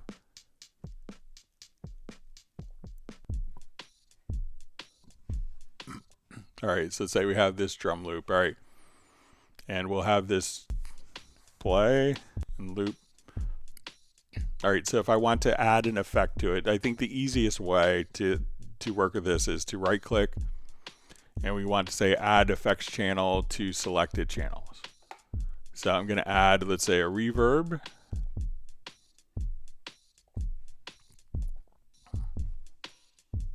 All right, so now we've added a reverb. When we go to this track, we go to our sends. So it's added an effects channel track. So if we look at this, we can see that our effects channel track has that particular reverb. We go to our sends, and what we're going to do is adjust the send level. So no effect is being blended in. And as we have this effect going to that particular track, as we slide this over, we'll hear more and more reverb being blended in.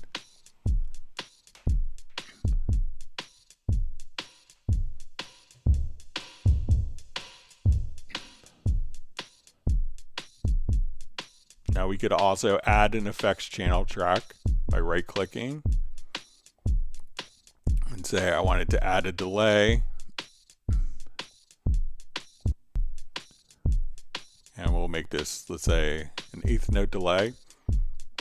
So now I could go to this track, and let's go to our sends. So if I right-click and just say add effects channel to selected track, that will kind of do all the routing for us. But I could also do this manually and say, okay, we'll connect it to our delay. We're going to turn the send on.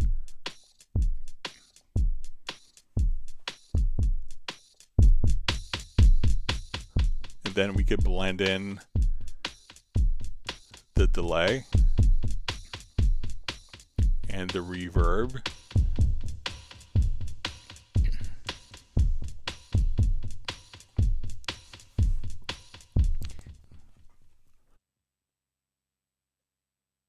And the beauty of this is if I wanted the same reverb to be used on a different track, I could come over here and we add that track.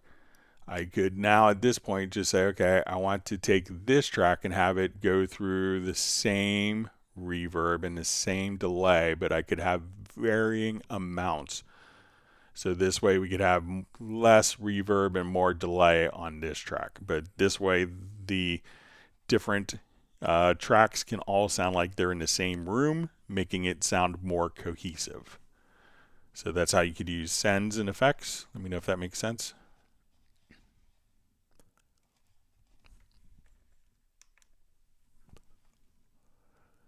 All right, sorry, my laptop had powered off.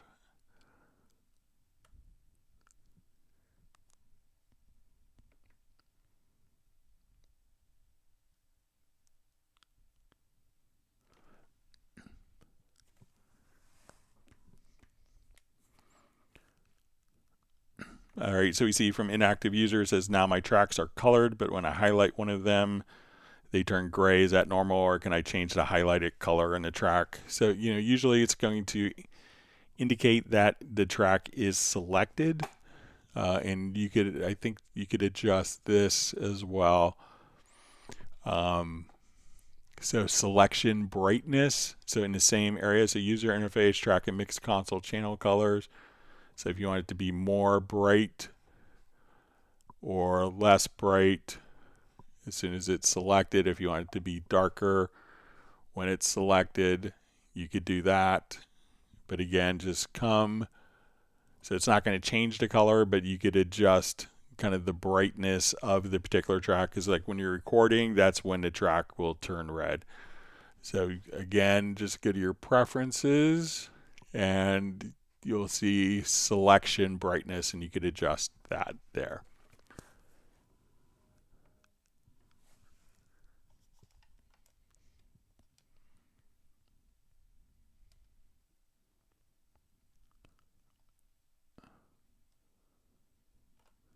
I see I put Mark Raven's dog Stella to sleep.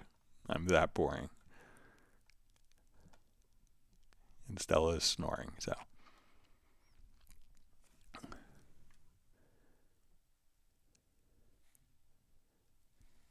So anytime, that's why I have so many views on YouTube live streams. It's Mark Raven when he needs to calm Stella down and get her to sleep.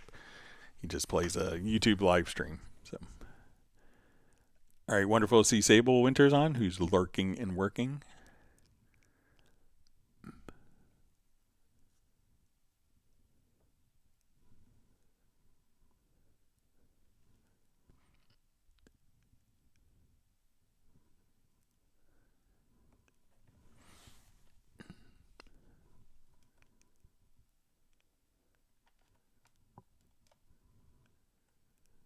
All right, just reading through comments.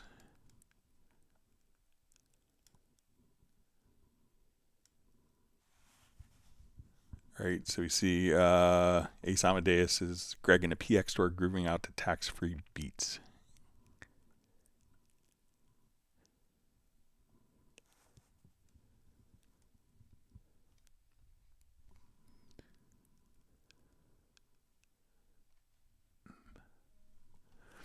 All right, Daniel asks, Greg, if I find a cool beat, loop, and groove agent and want to cut out, let's say, the kick to use in my pattern, do I have to worry about copyrights of that kick? No.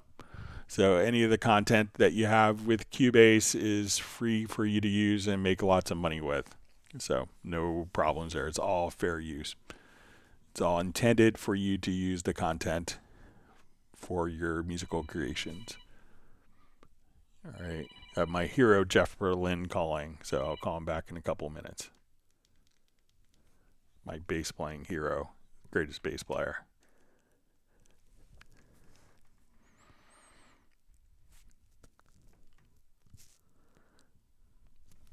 All right.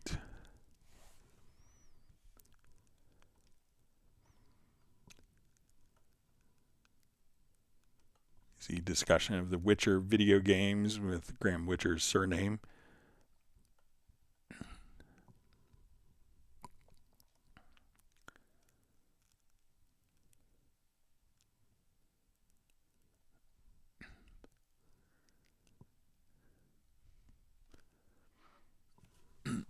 All right, so we see from Sway TV says, I saw this, what is it, redemption of AAC Fraunhofer successful. So usually Fraunhofer is the company that came up with like the MP3 algorithms, and they come up with different algorithms for audio compression. They also work a lot with MPEG-H. So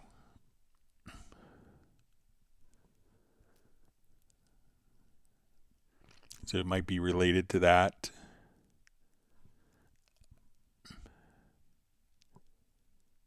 All right, let me see. I think we may have a question. I know we had a couple that were mailed in this week. Let's see if we can get to those before we run out of time.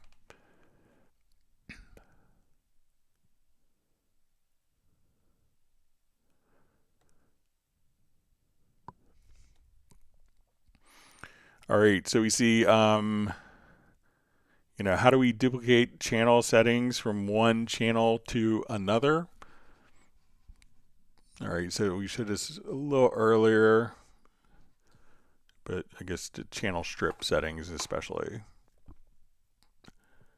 All right, so if we have settings on this particular track, and we come over here, let's activate channel strip.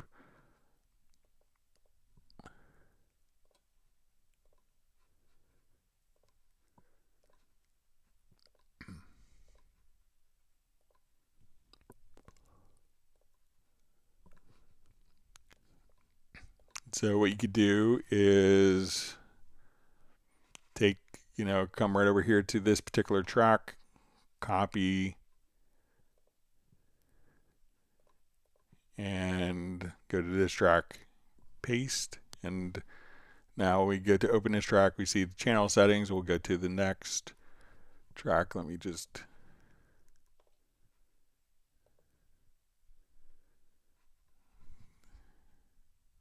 make sure I have the right channel settings.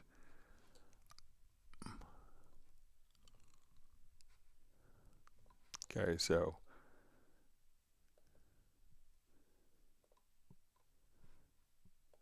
then select this channel, paste, and now all those channel settings, we go to audio 1, audio 2, will automatically be carried over. All right, we had another question. How to duplicate MIDI notes 1 octave higher or lower in the MIDI editor with a logical editor?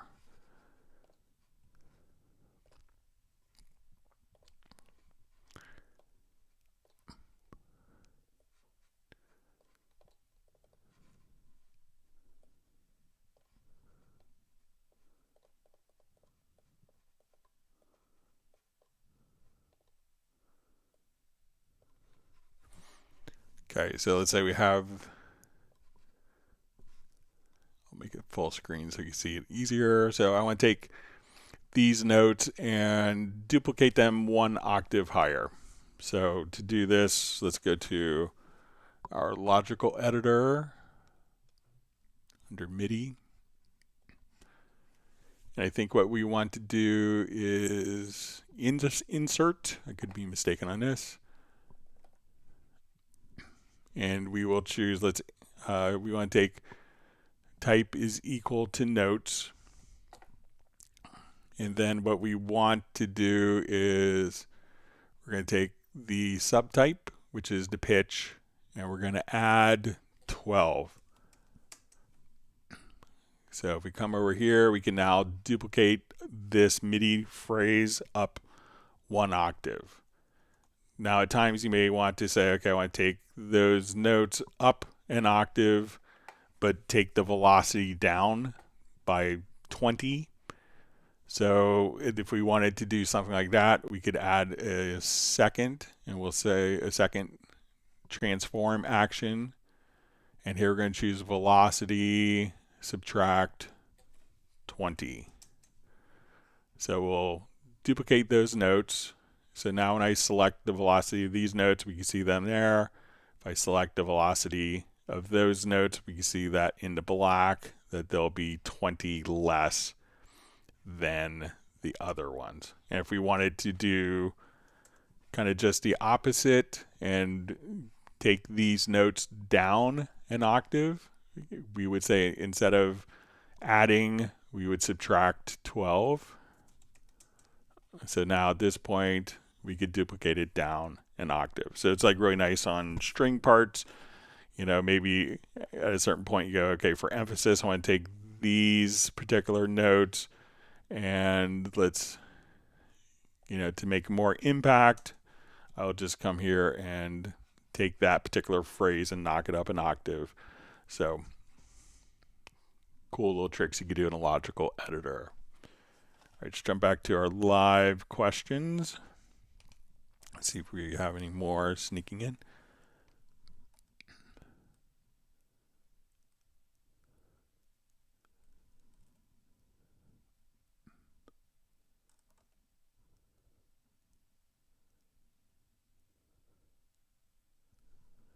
All right, we'll wish we see that Sable's birthday is tomorrow, so everyone wish Sable a happy birthday 24 hours in advance. Hope you have a wonderful birthday, Sable.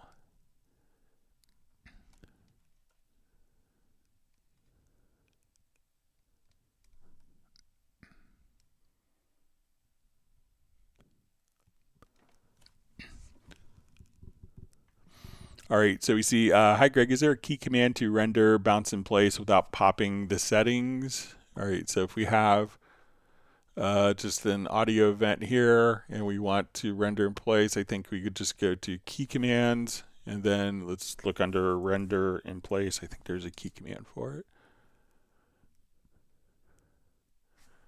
So you could just choose to render with current settings. So let's say if I come here and I have a fade out, let's make it very loud, obnoxious, and a fade in.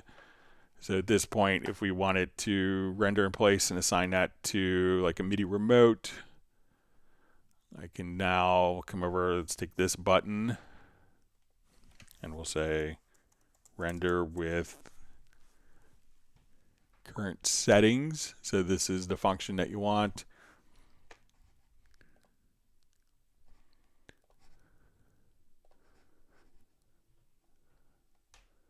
So let's say now I have this selected and I could just hit that button and now it's rendered just like that. So again, use under key commands, render with current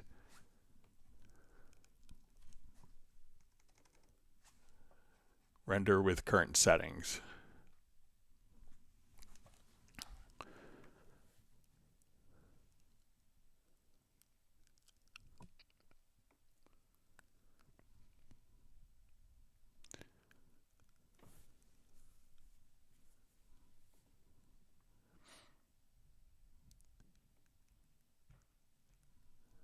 All right, reading through comments. So we see from Daniel, it says, "You're incredibly kind and give great answers. I want to thank you for these streams. They're the best thing about Cubase I found on the internet." So I just get to show what the smart people in Germany create.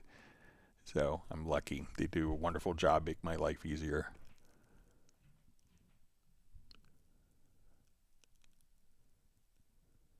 All right, so Michael Pierce's lasagna is in the oven. Sounds good.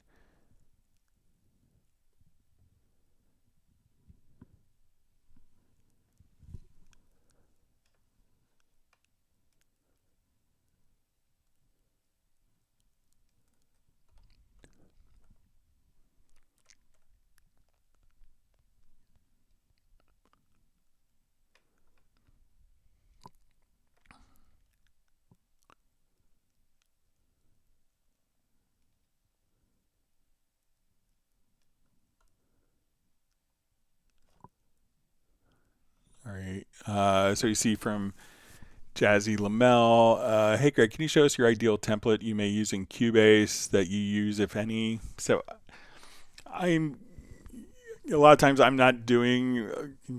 personally not doing a lot of projects. My life's busy with work and um, you know family stuff, and hanging out with my son when I get a chance. So I don't have a personal template. I recognize the value in it for if I was if I was going to be a composer and I had dialed through all my sounds, I'd want to have it. If I was mixing like a whole band project that was pretty consistent uniformly with instrumentation, I would definitely kind of, do one song and save the rest as a template and be able to work with that. We kind of built a template. If you watch the last live stream, we kind of took about 5 or 10 minutes and built up a template. That might be a great one to kind of just check out since we're a little short on time.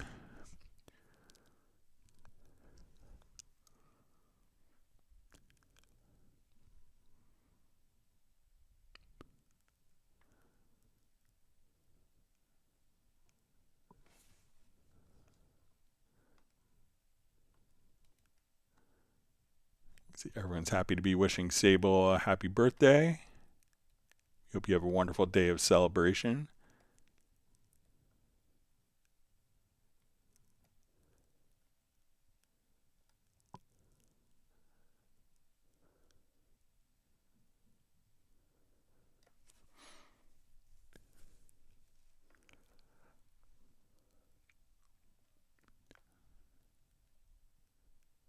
All right.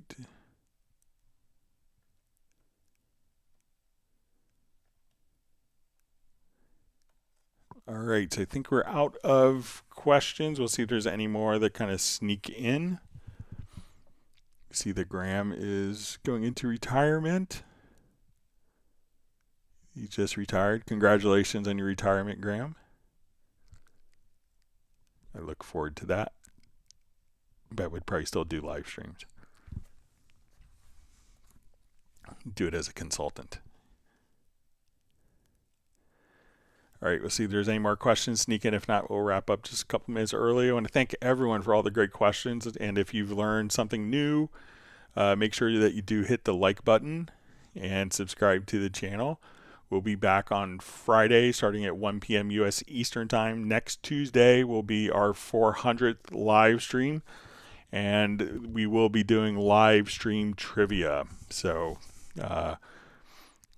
anything that we've kind of discussed in the live streams is kind of fair game for questions. I have some pretty good questions, I think. We'll see how it goes.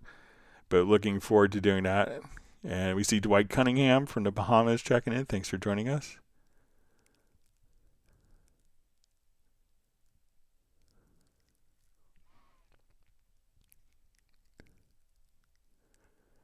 And Sable says she's sweeping next Tuesday's live stream trivia. So Nick is usually really good. So Nick pays a lot of attention. You see Capital Razor saying thanks, Greg. So looking forward to the live stream trivia. All right, and with that, I guess we will go ahead and wrap up. Thanks everyone for all the great questions, and thanks for spending part of your morning, evening, afternoon with us, and look forward to seeing everyone on Friday and then again on Tuesday for live stream trivia. So everyone, please stay safe and healthy, and we'll see you back on Friday. Thank you so much. Goodbye.